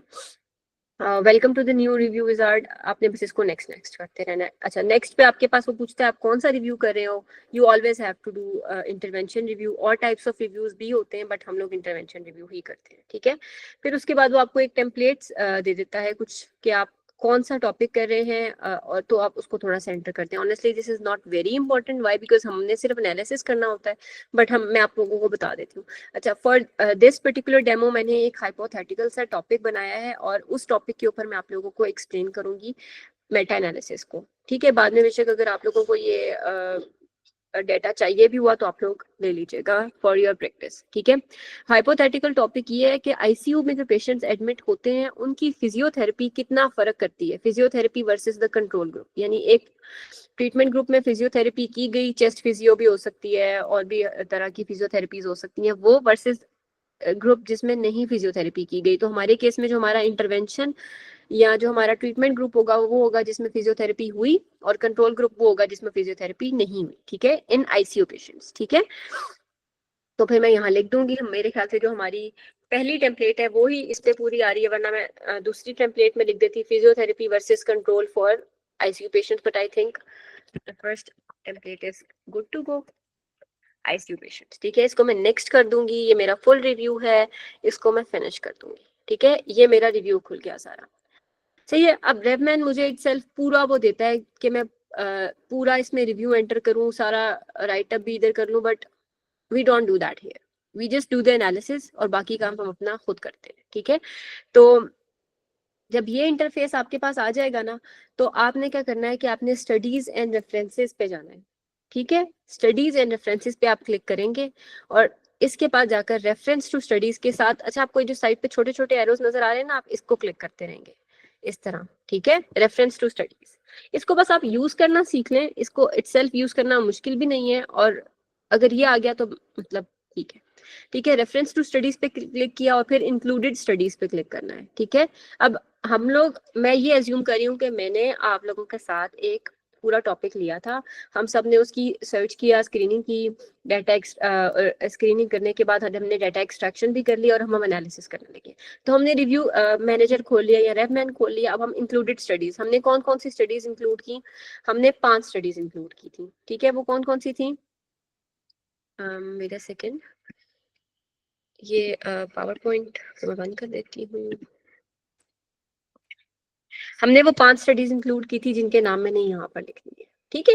ये 5 स्टडीज थी, तो एक एक करके मैं ये स्टडीज अपने रेवमैन पे एंटर करती रहूंगी, ठीक है। सबसे पहली थी पोस्ट 2025, फिर मैं इसको नेक्स्ट नेक्स्ट नेक्स्ट नेक्स्ट करती रहूंगी, किसी कोई भी मेरे काम की चीज नहीं है। एंड पर आकर बस मैंने इसको करना है add another study in the same section. वो मुझे कह रहा है कि जब ये विजार्ड क्लोज हो जाएगा तो अब आप क्या करना चाहते हैं। मैं इसको बताना चाहता हूँ कि अभी मेरे 4 स्टडीज और रहती हैं, इसलिए अभी आप इसको क्लोज ना करें, सेम स्टडी में सेम सेक्शन में मैंने स्टडी ऐड करी, as simple as that. Next हमारे पास ये स्टडी है, ठीक है। इसी तरह कर करके मैं 5 स्टडीज ऐड कर लूंगी, ठीक है। Add another study in the same section, then we have Khan 2009, and then we have what?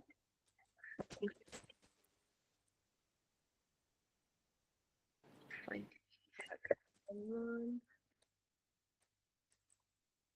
2018, ठीक है। आई होप सबको स्टडीज एंटर करना आ गई है रेवमैन पे, और कंटिन्यू इसको कैंसिल कर देंगे तो ये बस फिनिश हो जाएगा। ठीक है, अब जब मैं इंक्लूडेड स्टडीज के एरो पे जाऊंगी तो देखें मेरी सारी इंक्लूडेड स्टडीज इधर आ गई हैं, 5 की 5 जो मैंने अभी इंक्लूड की थी मेरे मेटा एनालिसिस में। ठीक है, I will just quickly see कि अच्छा, स्टार्ट ऑफ रेवमैन में आपने कुछ भी नहीं करना होता, बस ये टॉप लेफ्ट पे आपको ये न्यू शो हो रहा होता है, इसको आप क्लिक करेंगे तो आपको न्यू एक प्रॉपर फाइल खुल जाएगी। इसमें कुछ भी मुश्किल नहीं है, ऊपर फाइल में जाकर भी ये न्यू हो जाती है, विंडोज में भी ये ऊपर ही लेफ्ट पर नजर आ रहा होता है। ठीक है, this is how you just make a new file. और न्यू फाइल बनाने के बाद हम स्टडीज एंड रेफरेंसेस पे जाते हैं, स्टडीज एंड रेफरेंसेस के बाद हम रेफरेंस टू स्टडीज पे जाते हैं, उसके बाद हम इंक्लूडेड स्टडीज में जाकर अपनी इंक्लूडेड स्टडीज को ऐड कर देते हैं। ठीक है, अच्छा, अब हमने अपनी स्टडीज इंक्लूड कर ली, अब हमने एनालिसिस करना है, तो फिर हम डेटा एनालिसिस पे चले जाएंगे। ठीक है, अब data analysis is like the main just. Data analysis पे हम क्लिक करके सबसे पहले हम एक कंपैरिजन ऐड करेंगे। हमारा कंपैरिजन क्या है? Physiotherapy versus control. ठीक है, ये मेरा कंपैरिजन है, यानी एक ग्रुप था जिसको फिजियोथेरेपी की गई, एक ग्रुप था जिसको फिजियोथेरेपी नहीं की गई। तो what do you want to do after the wizard is close? I want to add an outcome under this comparison. ठीक है, मैं इसमें एक आउटकम ऐड करना चाहती हूँ। सही है, अब यहाँ से जरा सब गौर से देखिए आउटकम। सबसे पहले मैं आप लोगों को मोर्टेलिटी के ऊपर पढ़ाने लगी हूँ कि मोर्टेलिटी का डाटा मैंने कैसे एंटर करना है रेवमैन के ऊपर। जल्दी से मुझे बताएं कि मोर्टेलिटी डाइकोटोमस आउटकम है या कंटिन्यूअस?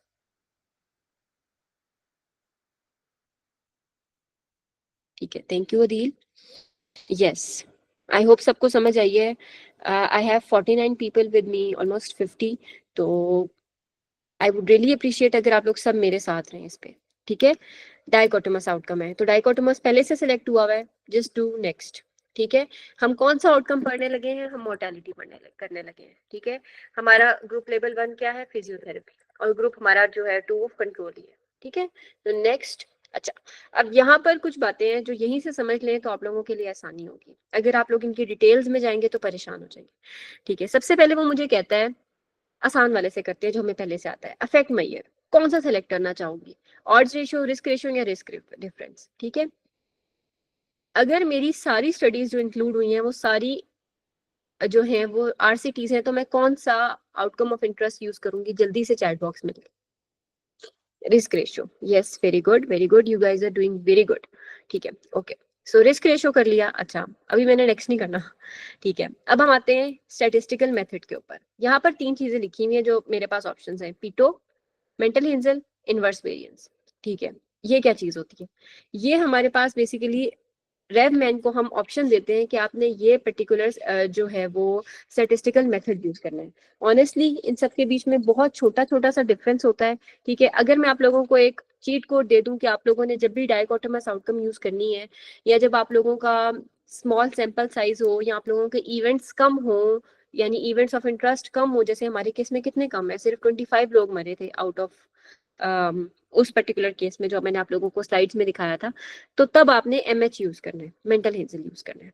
डाइकोटोमस में भी हम इसको यूज करते हैं। इनवर्स वेरिएंस आप, मैं आप लोगों को कहूंगी इसमें आप ना जाएं। ठीक है, वैसे इनके बीच में बहुत कम डिफरेंस है। और ये पीटो बिल्कुल हम लोग नहीं यूज करते, ये हम तब यूज करते हैं जब ऑड्स रेशियो यूज हो रहा हो, या कोई ऐसी स्टडीज होती है ना जो ऑब्जर्व्ड इवेंट डाटा और एक्सपेक्टेड इवेंट डाटा दे रही होती है, ये थोड़ा एडवांस्ड है, just leave that for now. तो इसमें हम मेंटल हेंजल यूज करेंगे। सही है, अच्छा, फिर थर्ड चीज आती है एनालिसिस का मॉडल, फिक्स्ड इफेक्ट या रैंडम इफेक्ट। इसको आप लोग यहीं से समझ के जाएं। ठीक है, फिक्स्ड इफेक्ट और रैंडम इफेक्ट के नाम से क्या पता चल रहा है? फिक्स्ड इफेक्ट हर स्टडी को एक फिक्स्ड इफेक्ट दे देता है, वो ये अज्यूम करता है कि सारी स्टडीज का एक ही फिक्स्ड इफेक्ट है और सारी स्टडीज आपस में बिल्कुल सेम है।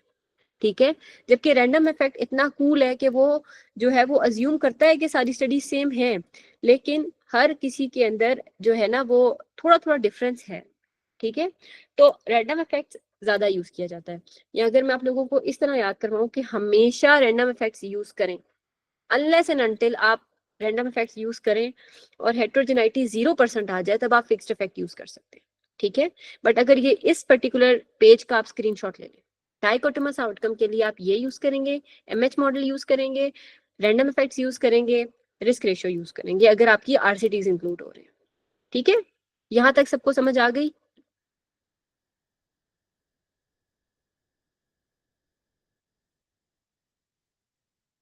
Okay next. अब हमने नेक्स्ट करना है और इसमें हमने कुछ भी चेंज नहीं करना, कुछ भी नहीं चेंज करना। नेक्स्ट। अच्छा, अब हमारे उसने कहा कि अपने ग्राफ को लेबल कर दो, तो हमारे लेफ्ट ग्राफ लेबल में हमारे पास क्या आएगा, फिजियोथेरेपी आ जाएगी, ठीक है, और राइट ग्राफ लेबल में हमारे पास क्या आ जाएगा, कंट्रोल। ठीक है, और स्केल को हम अभी नहीं छेड़ेंगे, मैं आपको बाद में बताऊंगी। आप स्टडीज को किस तरह सॉर्ट करना चाहते हैं वो भी आपको ऑप्शन देता है, बट इसको छेड़ने की जरूरत नहीं है। ठीक है, okay. So moving forward, what do you want to do after the wizard is closed? I obviously want to edit the new outcome क्योंकि मैं analysis कर रही हूँ, right? तो इसको finish कर। अब ये इस तरह का पेज आ जाएगा मेरे सामने, ठीक है।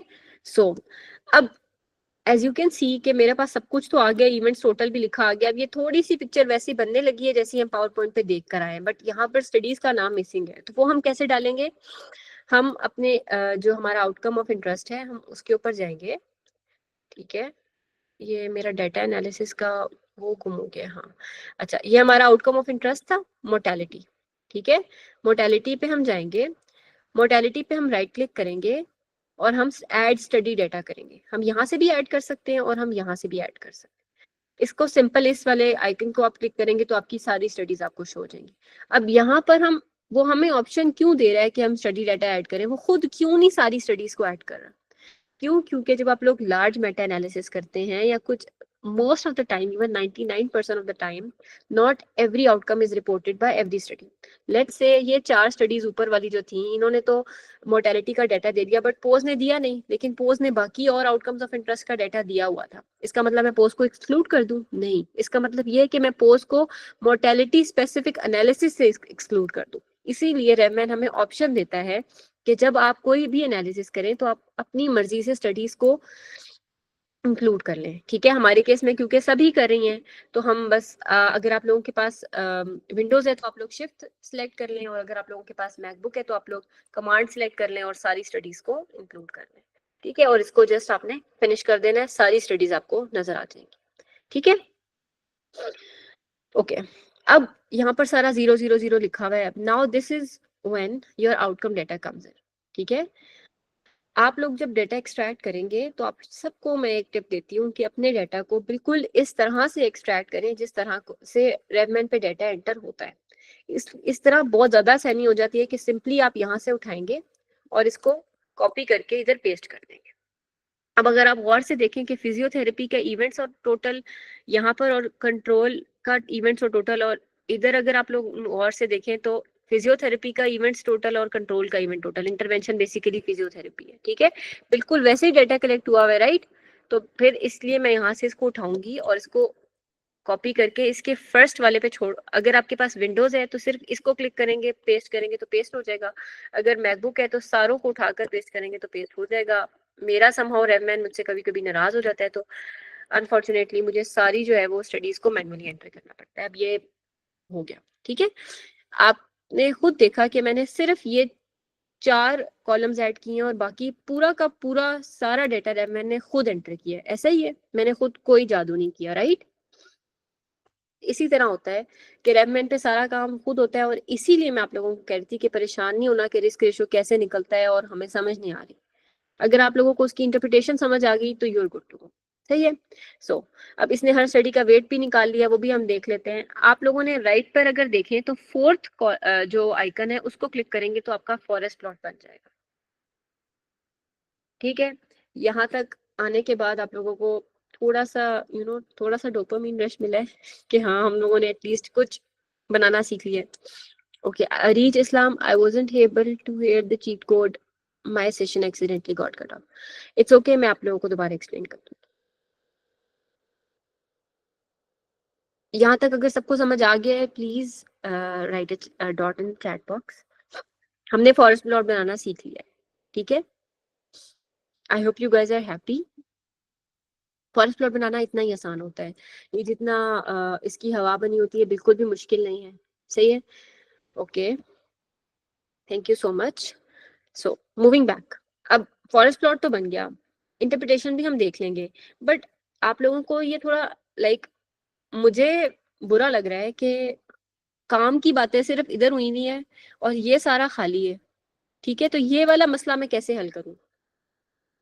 अगर आप लोग गौर से देखें तो ये साइड पे नीचे से एक नॉब सा बना हुआ है, ठीक है। अगर आप इसको हिलाएंगे ना तो आपका scale of the forest plot change होता रहेगा। यानी अगर मैं इसको इस तरफ लेकर जाऊं तो ये इस तरफ को जाता जाएगा और इसका जो स्केल है वो छोटा होता जाएगा, ठीक है। लेकिन इतना छोटा भी नहीं करना कि ये एरोज नजर आना शुरू हो जाए, क्योंकि जब ये एरोज नजर आएंगे तो फिर it's not considered something very good. So मैं इसको इस तरह से सेट करूंगी कि एरोज बिल्कुल ना आए और मेरे सारी जो इंक्लूडेड स्टडीज है वो भी आ जाए। Okay, so this is the final forest plot, sorry. And अब कौन मुझे जल्दी से बताएगा कि ये फॉरेस्ट प्लॉट क्या इम्प्लाई कर रहा है? Treatment group versus control group, यानी फिजियोथेरेपी वाले ग्रुप से कंट्रोल ग्रुप के बीच में क्या डिफरेंस था? फाइनल इफेक्ट क्या आया? क्या वो सिग्निफिकेंट था? क्या वो सिग्निफिकेंट नहीं था? Anything that you want to add इस फॉरेस्ट प्लॉट को देखकर? क्या फिजियोथेरेपी का फायदा हुआ भी कि नहीं हुआ? पहले तो ये बताएं सब।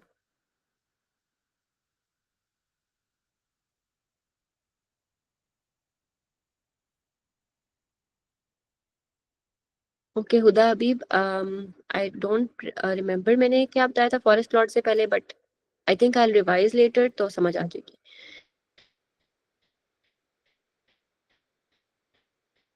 ठीक है, फायदा हो गया, सब ने मुझे बताया। अब मुझे सब बताएं कि कितना फायदा हुआ है।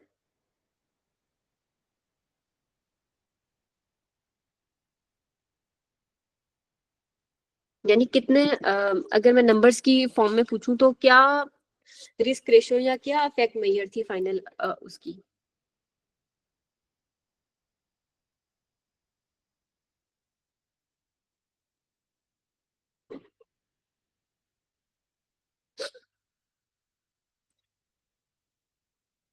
ओके, आप बता दें, सॉरी।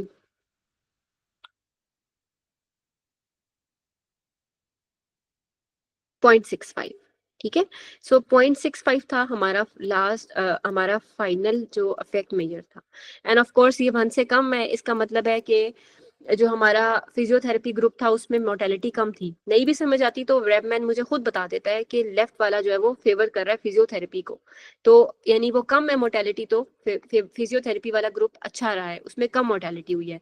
आप खुद देख लें, 51 patients out of 590 in the physiotherapy diet and 71 in the control group diet, ठीक है। अच्छा, क्या ये ओवरऑल स्टैटिस्टिकली सिग्निफिकेंट था? P value is less than 0.015, ठीक है। अच्छा, हेट्रोजेनाइटी कितनी थी? बिल्कुल भी नहीं थी, ये तो बहुत अच्छी बात है, 0%। अच्छा, एक चीज जो मैं पहले आपको एक्सप्लेन करना भूल गई कि हेट्रोजेनाइटी की इटसेल्फ भी एक पी वैल्यू होती है। For those who are asking के 2 पी वैल्यूज है, तो जो ये वाली पी वैल्यू है ये हेट्रोजेनाइटी की पी वैल्यू है, और ये वाली पी वैल्यू बताती है कि जो आपकी हेट्रोजेनिटी आ रही है क्या ये भी सिग्निफिकेंट है या नहीं, ठीक है।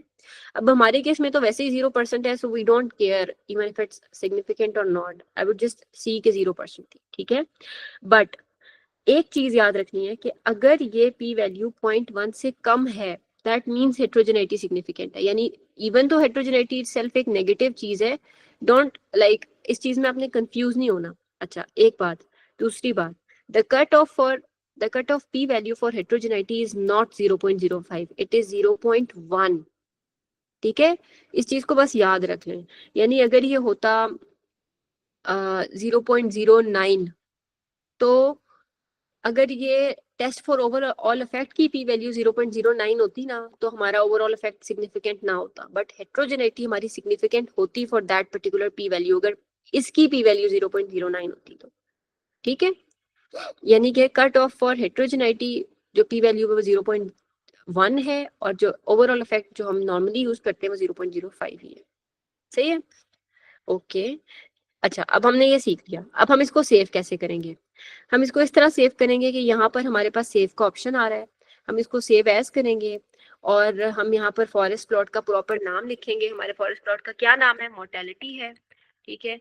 मोर्टेलिटी के साथ नाम के साथ हम इसको सेव कर लेंगे और हम हमेशा इसको पीएनजी फॉर्म में सेव करेंगे ताकि हम इसको आसानी से अपने मैन्युस्क्रिप्ट में एंटर कर सकें, ठीक है। और हम इसको यहाँ से सेव कर देंगे, सिंपल सेव हो जाएगा, ठीक है। ये सेव हो गया, सो कैंसिल। अब हम लोग आखिरी चीज देखेंगे जो कि हमारे नेक्स्ट आउटकम ऑफ इंटरेस्ट है, that is continuous outcomes. So again continuous outcome किस तरह होगा? हमारी जो दूसरी आउटकम है हमारी स्टडी में वो क्या है? ICU stay duration. ICU stay duration क्या चीज है, कंटिन्यूस है क्या डायकोटोमस है? अगेन मैंने आप लोगों को खुद ही बता दिया है कि कंटिन्यूस है। तो जो कंटिन्यूस डाटा होता है वो अनलाइक डायकोटोमस डाटा जो कि सिर्फ इवेंट्स टोटल में रिपोर्ट होता है, कंटिन्यूस डाटा हमेशा मीन और स्टैंडर्ड डेविएशन में रिपोर्ट होता है। ठीक है, सो इस केस में तीन तीन चीजें आपने डालनी होती है, mean, standard deviation and then total. सही है। सो आईसीयू ड्यूरेशन था डेज में, यानी फिजियोथेरेपी वाला ग्रुप आईसीयू में कितने दिन रहा ऑन एवरेज, और कंट्रोल ग्रुप आईसीयू में कितने दिन रहा। तो यहाँ पर हम कंटिन्यूस यूज कर लेंगे। अब यहाँ पे कुछ और चीजें भी हैं, ये observed and expected events and variance है। ये तब होता है जब आपके पास जो इंक्लूडेड स्टडीज या आरसीटीज वगैरह दे ही ऐसा डाटा रहे हो। कुछ स्टडीज होती हैं जो कि observed and expected events they रही होती हैं, बहुत कम होती हैं, तो तब आप ये यूज कर सकते हैं। और जेनेरिक इनवर्स वेरिएंस तब यूज की जाती है जब आपके पास जो आपकी इंक्लूडेड स्टडीज हैं वो instead of giving the data on events total, वो आपको डेटा ही रिस्क रेशियोज की फॉर्म में दे रही हूँ। सारी इंक्लूडेड स्टडीज आपको ये ना बता रही हूँ कि इस ग्रुप में कितने मरे थे आउट ऑफ इतने, वो आपको फाइनल रिस्क रेशियो बता रही हूँ, या फाइनल ऑड्स रेशियो बता रही हूँ, या फाइनल मीन डिफरेंस बता रही हूँ, फाइनल स्टैंडर्डाइज मीन डिफरेंस बता रही हूँ, तब आप ये यूज करते हैं। बट हमारे केस में वो हमें mean difference, mean standard deviation खुद दे रहा है, हमारे केस में वो हमें इवेंट्स टोटल खुद दे रहा है, तो हम कंटिन्यूस या डायकोटोमस पे जाएंगे। ठीक है, सो हमारा कंटिन्यूस है। हमने आईसीयू स्टे का ड्यूरेशन था, डेज में था। सो कंट्रोल हमारा ऐसे ही है, और ग्रुप लेवल 1 इज फिजियोथेरेपी। अब आप लोग गौर से देखें, उसने सारे ब्लर कर दिए हैं, और सिर्फ एक स्टैटिस्टिकल मेथड रह गया, that is inverse variance. Why? Because for डायकोटोमस, for continuous data आप इनवर्स वेरिएंस ही यूज करते हो, इसके अलावा मेंटल हिंसल और पीटो मेथड नहीं यूज हो सकता फॉर कंटिन्यूस। ठीक है, अगेन वो मुझे ऑप्शन दे रहा है फिक्स्ड इफेक्ट यूज करना है, रैंडम इफेक्ट यूज करना है, मैं रैंडम इफेक्ट यूज करूंगी। Always use random effects.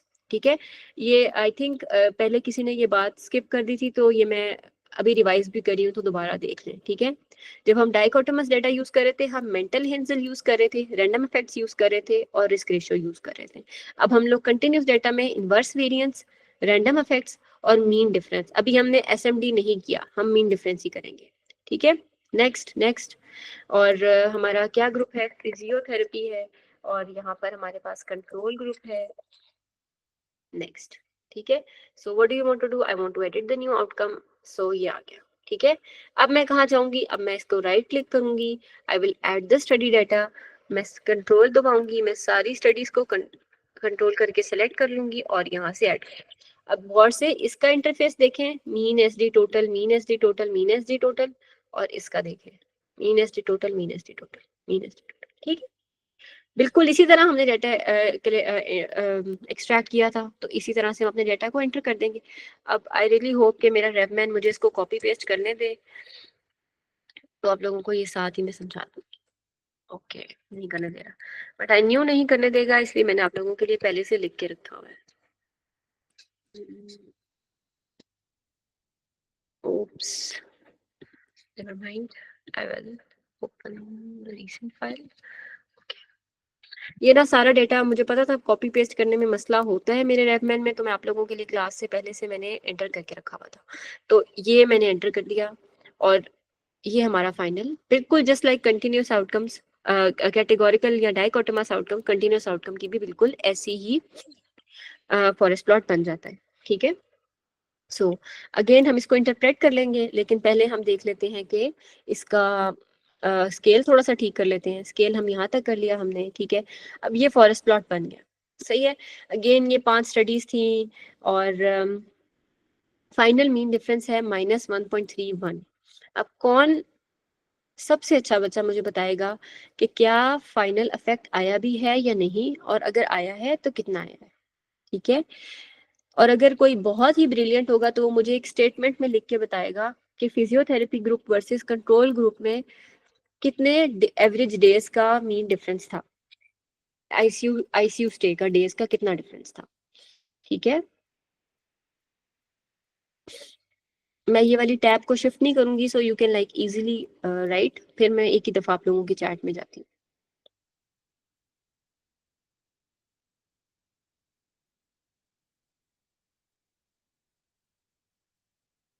Okay, 10 seconds more.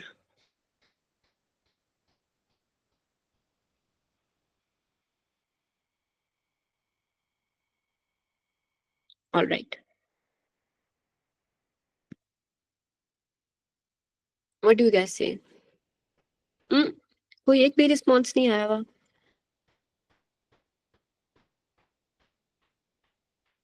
किसी को समझ नहीं आई या मेरा फॉरेस्ट प्लॉट नहीं नजर आया, या do you guys want me to repeat? Yes Isha, -1.3। अच्छा चलो छोड़ो, बेसिक से शुरू करते हैं। इस फॉरेस्ट प्लॉट को देख के आप लोगों को क्या लग रहा है, क्या ट्रीटमेंट ग्रुप और कंट्रोल ग्रुप में फर्क है या नहीं? यस और नो?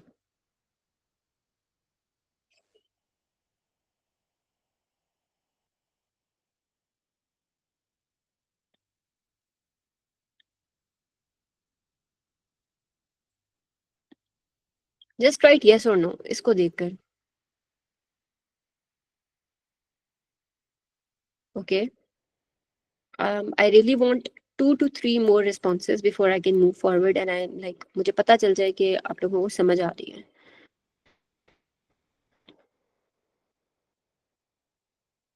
अच्छा गाइस, सारी चीजें भूल जाओ, सिर्फ इस डायमंड को देखो गौर से। आप बताओ क्या फर्क लग रहा है कि नहीं लग रहा?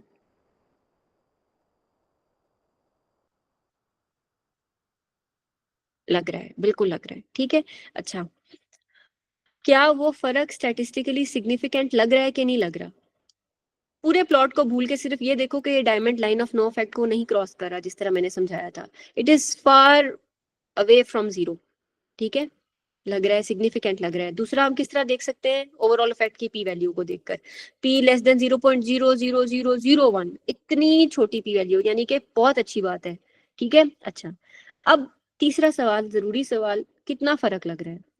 या अगर मैं इन अदर वर्ड्स आप लोगों को समझाने की कोशिश करूं कि फिजियोथेरेपी वाला ग्रुप जो था वो आईसीयू में कितने कम दिन रुका as compare to control group, तो जो मीन था ना वो था -1.31, यानी कि कंट्रोल ग्रुप से फिजियोथेरेपी वाले ग्रुप जो था वो 1.31 डेज कम रुका as compare to the control group, यानी फिजियोथेरेपी वाला ग्रुप कम रुका। तो यानी अच्छी बात है ना, आईसीयू में रुकना तो गलत बात होती है ना, राइट? ऐसी बात है कि नहीं है? तो हमारा जो फिजियोथेरेपी वाला ग्रुप था वो बच गया, वो on an average of 1.3 days कम रुका है in ICU as compare to the control group. इसका मतलब है कि फिजियोथेरेपी करना अच्छी बात होती है, ऐसा ही है। सो हमारा फिजियोथेरेपी वाला ग्रुप अच्छा है।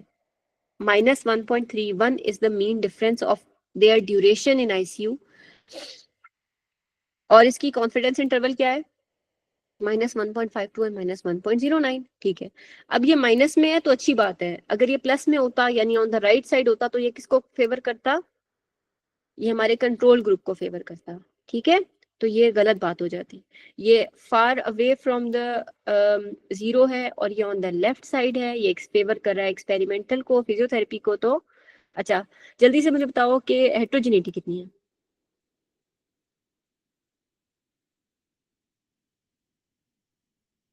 हेट्रोजेनिटी कितने परसेंट है? ये जो 0.03 कह रहे हैं ना, इनको मैंने स्पेशली पकड़ना है। 48%। सिर्फ आप लोगों ने आई स्क्वेयर की वैल्यू देखनी है और कुछ भी नहीं देखना, ठीक है। गुड, 48% है, सही है। अच्छा, ओके, क्या ये हेट्रोजेनिटी सिग्निफिकेंट है? अब कुछ लोग कहेंगे नो, कुछ लोग कहेंगे यस, बट मैं सिर्फ आप लोगों को ये रिवाइज करवाना चाह रही हूँ कि हेट्रोजेनिटी के लिए जो पी वैल्यू होती है वो 0.1 ही होती है।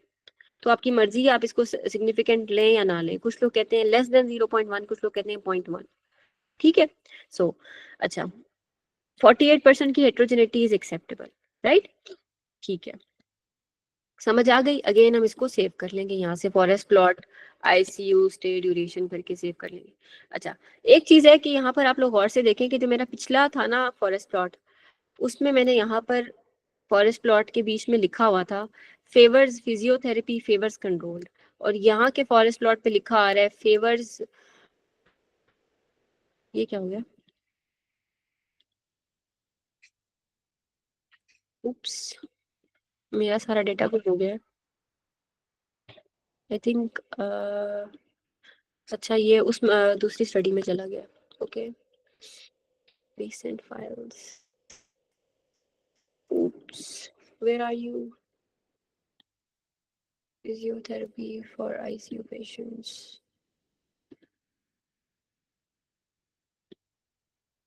हाँ ये है, ठीक है। सो ये मैं आप लोगों को बताना चाह रही थी कि इसके मोर्टेलिटी वाले में जो फॉरेस्ट प्लॉट है उसके यहाँ पर राइट लेफ्ट पे फिजियोथेरेपी और कंट्रोल लिखा हुआ है, और यहाँ पर एक्सपेरिमेंटल और कंट्रोल लिखा हुआ है। तो अगर अब मैंने फॉरेस्ट प्लॉट बना लिया तो मैं कैसे चेंज करूँ इसको जाकर, क्योंकि वो तो मुझे शुरू में ऑप्शन दे रहा था ना ये सब ठीक करने का। तो यहाँ पर एक सेटिंग्स का छोटा सा आइकन होता है, इस पे आप क्लिक करेंगे ना तो आपको ये अपना पूरा जो हमने शुरू में सारा कुछ सिलेक्ट किया था उसको ठीक करने का ऑप्शन देता है। यानी अगर गलती से आपने कंटिन्यूस की जगह डाइकोटोमस सिलेक्ट कर लिया हो, ठीक है, अगर आपने एनालिसिस मेथड चेंज करना हो, अगर आपने डिटेल्स चेंज करनी हो, अगर आपने ग्राफ में कुछ चेंज करना हो। अब मैं चाहती हूँ कि एक्सपेरिमेंटल की जगह ये लिखे यहाँ पर पूरा फिजियोथेरेपी, ठीक है, और कंट्रोल की जगह ये ब्रैकेट्स हटाए, ठीक है, और इसको मैं ओके कर दूंगी तो ठीक हो जाएगा, एज सिंपल एज दैट। ठीक है, इसके अलावा और भी चीजें होती हैं यहाँ पर। यहाँ से फॉरेस्ट प्लॉट बन जाता है, अगर मैं इसको क्लिक करूंगी एमडी को तो ये चेंज हो जाएगा स्टैंडर्डाइज्ड मीन डिफरेंस पे, ठीक है। यहाँ से चेंज कर सकती हूँ, यहाँ से मॉडल चेंज कर सकती हूँ, रैंडम इफेक्ट से फिक्स्ड इफेक्ट में जा सकती हूँ, फॉरेस्ट प्लॉट बन जाएगा, फनल प्लॉट बन जाएगा। फनल प्लॉट इटसेल्फ क्या होता है वो मैंने आज आप लोगों को पढ़ाना था, but I think it's already too late. तो अगर मुझे कहते हैं तो मैं पढ़ा दूंगी, वरना आई थिंक आई स्किप इट, क्योंकि आप में से मेजोरिटी पहली दफा ये सीख रहे हैं। तो funnel plot, publication bias, sensitivity analysis, leave one out analysis, ये सारी चीजें हैं जो मैंने आज पढ़ानी थी, बट ऑनेस्टली आई थिंक आप लोगों के लिए थोड़ा ज्यादा हो जाएगा। जो सीखना चाहते हैं वो मुझे बता दें, उनको मैं सिखा दूंगी। वरना यहाँ तक जो है वो हमने रेवमेंट करना, मेटा एनालिसिस के ऊपर मेटा एनालिसिस सीख लिया, ठीक है, रेवमेंट के ऊपर सीख लिए। सो अगर कुछ नहीं समझ आया तो भी पूछ लें, और अगर सीखना चाहते हैं पब्लिकेशन बाइस क्या होती है, सब ग्रुप एनालिसिस किस तरह करते हैं, अगर कोई सवाल करना चाहते हैं तो भी पूछ लें। ओके, 43 लोग हैं, तो एटलीस्ट अगर 15 लोग कहेंगे तो मैं मूव फॉरवर्ड करूंगी।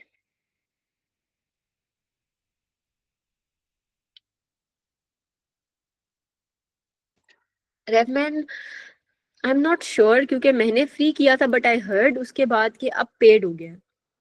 मैंने बहुत पहले डाउनलोड कर लिया था और तब फ्री था।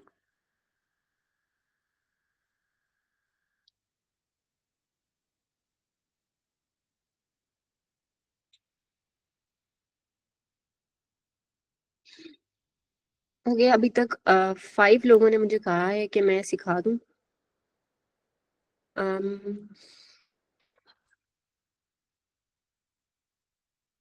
अगर होस्ट में से कोई मुझे कोई हेड्स अप वगैरह दे दे तो भी मैं करवा दूंगी, बिकॉज ऑफ कोर्स मगरिब लेट हो रही है, और I don't want to overwhelm you guys, क्योंकि आई थिंक आज का सेशन थोड़ा सा ज़्यादा था फॉर बिगनर्स।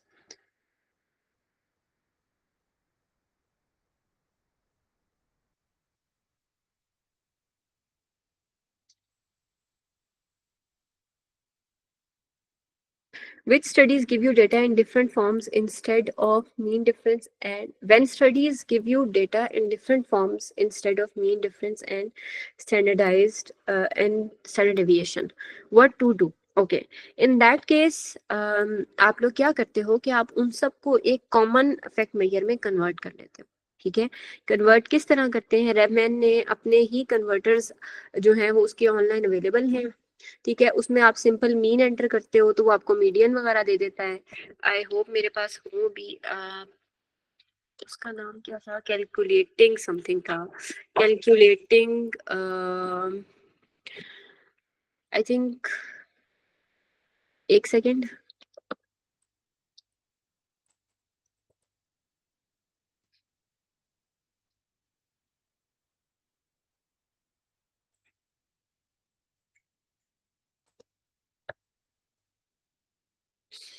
ये आपको ना आसानी से गूगल पे मिल जाता है। रेवमैन का अपना एक कैलकुलेटर है। हाँ, ये फाइंडिंग, कैलकुलेटिंग नहीं था, फाइंडिंग एसडी था, ठीक है। ये पीडीएफ ये एक्सेल की शीट है जो आपको आसानी से मिल जाती है, गूगल पे सर्च करना, ठीक है। इसमें सिंपल आप एंटर करते हो अपनी वैल्यूज को, ठीक है, जो भी आपके पास होती हैं, और वो आपको जो आपको चाहिए होता है वो निकाल देता है, ठीक है। अगर ये खुलता है तो मैं आप लोगों को दिखा भी देती हूँ, सही है। How does Revman itself determine heterogeneity? How does it know how different were the studies, or is it that complex? Okay. हाँ, ये सवाल ना मुझे बहुत तंग करता था कि रेवमैन को कैसे पता कि ये वाली पर्टिकुलर स्टडी पाकिस्तान में हुई है और ये इंडिया में हुई है और ये आपस में डिफरेंट है, क्योंकि हमने तो रेवमैन को नहीं बताया, राइट? अच्छा, होता ये है कि RevMan does not care at all कि वो कोई पाकिस्तान में हुई है, कोई इंडिया में हुई है, कोई बूढ़ों में हुई है, कोई जवानों में हुई है, कोई हॉस्पिटलाइज में हुई है. RevMan only looks at the confidence intervals of studies. ठीक है, कॉन्फिडेंस इंटरवल क्या चीज है मैं आप लोगों को एक्सप्लेन कर चुकी हूँ. ये मल्टीपल स्टडीज के कॉन्फिडेंस इंटरवल्स को देखता है और ये देखता है कि वो आपस में कितने डिफरेंट हैं, and then determines the heterogeneity. ठीक है, so I hope that makes it clear. इसके अलावा अगर आप ये पूरा देखना चाहते हो कि हेटेरोजेनिटी कैलकुलेट किस तरह होती है, तो वो इटसेल्फ काफी मुश्किल बात है. ठीक है, अच्छा, ये इस तरह का आता है फाइंडिंग स्टैंडर्ड डेविएशंस. अगर आपको कोई स्टडी जो है वो स्टैंडर्ड डेविएशन नहीं दे रही, तो स्टैंडर्ड एरर एंटर करें, नंबर ऑफ पार्टिसिपेंट्स एंटर करें, वो आपको खुद स्टैंडर्ड डेविएशन कैलकुलेट करके दे देता है. ठीक है, अगर किसी का कॉन्फिडेंस इंटरवल नहीं है, वो कैलकुलेट करके दे देगा. और इसके अलावा पी वैल्यू निकल आती है, बहुत ज़्यादा इसमें चीज़ें हैं. आई रियली रिकमेंड कि आप लोग ये रख लें अपने पास. ठीक है, ये चीज़ याद रखें कि जब भी कोई मेटा एनालिसिस करने लगे ना, उससे पहले एक दफ़ा अपने आउटकम मेजर्स और अपनी आउटकम्स ऑफ इंटरेस्ट अपने सारा कुछ देख लें. ठीक है, इस तरह की चीज़ों में पढ़ के आप बहुत कंफ्यूज हो जाएंगे. ऐसा मेटा एनालिसिस करें जो आप लोगों के लिए बहुत ईजी हो करना, जिस तरह अभी मैंने आप लोगों को दिखाया है. सिंपल इवेंट्स टोटल एंटर हुए और हमारा मेटा एनालिसिस हो गया, राइट? तो इस तरह का कोई हो जो आप लोगों के लिए आसानी होगी. सही है. So any more questions?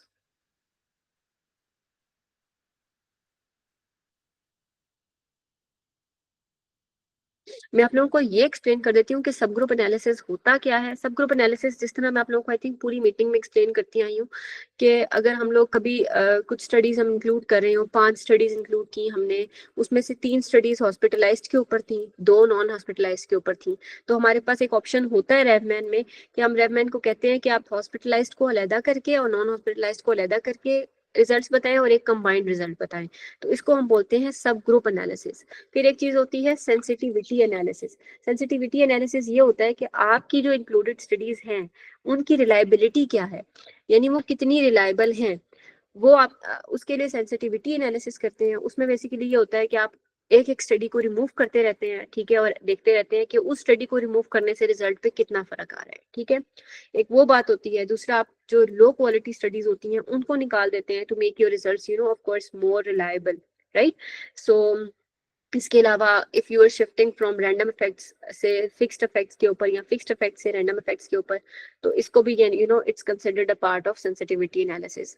And leave one out analysis also called as LOO analysis. ये भी सेंसिटिविटी एनालिसिस ही होता है जिसमें आप एक एक स्टडी को निकाल के देखते रहते हैं. यहाँ पर आप देखें ना, टिक्स बने हुए हैं, इसको निकाल देंगे, ये निकल जाएगी, ये निकल जाएगी, ये निकल जाएगी. ठीक है, इस तरह भी निकाल सकते हैं. और अगर आप इस पे क्लिक करें तो यहाँ पर आप जो है ना इंक्लूडेड स्टडीज में जाकर इंक्लूडेड स्टडीज में से भी डिलीट कर सकते हैं यहाँ से. ठीक है, इसको यहाँ से अगर आप डिलीट कर दें स्टडी डाटा, तो यहाँ से भी डिलीट हो जाएगा. सही है. सो एनीथिंग एल्स, अगर कुछ पूछना हो, I write my email in the chat box. अगर आप लोगों को कोई क्वेश्चंस हो तो आप लोग मुझसे ईमेल पर पूछ सकते हैं.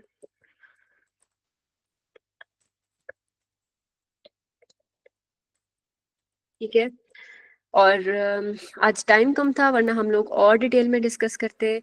But I can assure you guys, अगर आज का सेशन अगर आप लोगों को डिटेल में, मतलब सिर्फ आज का सेशन में जो बातें हुई हैं, अगर आप लोगों को यही समझ आ गई हैं, रेवमैन यूज करना आ गया है, तो you guys are good to go.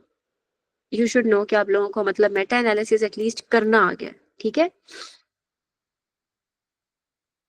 I think we should end the session now. I would like to hand over to one of the hosts. इसके बाद हम लोग फिर end कर देते हैं. ठीक है?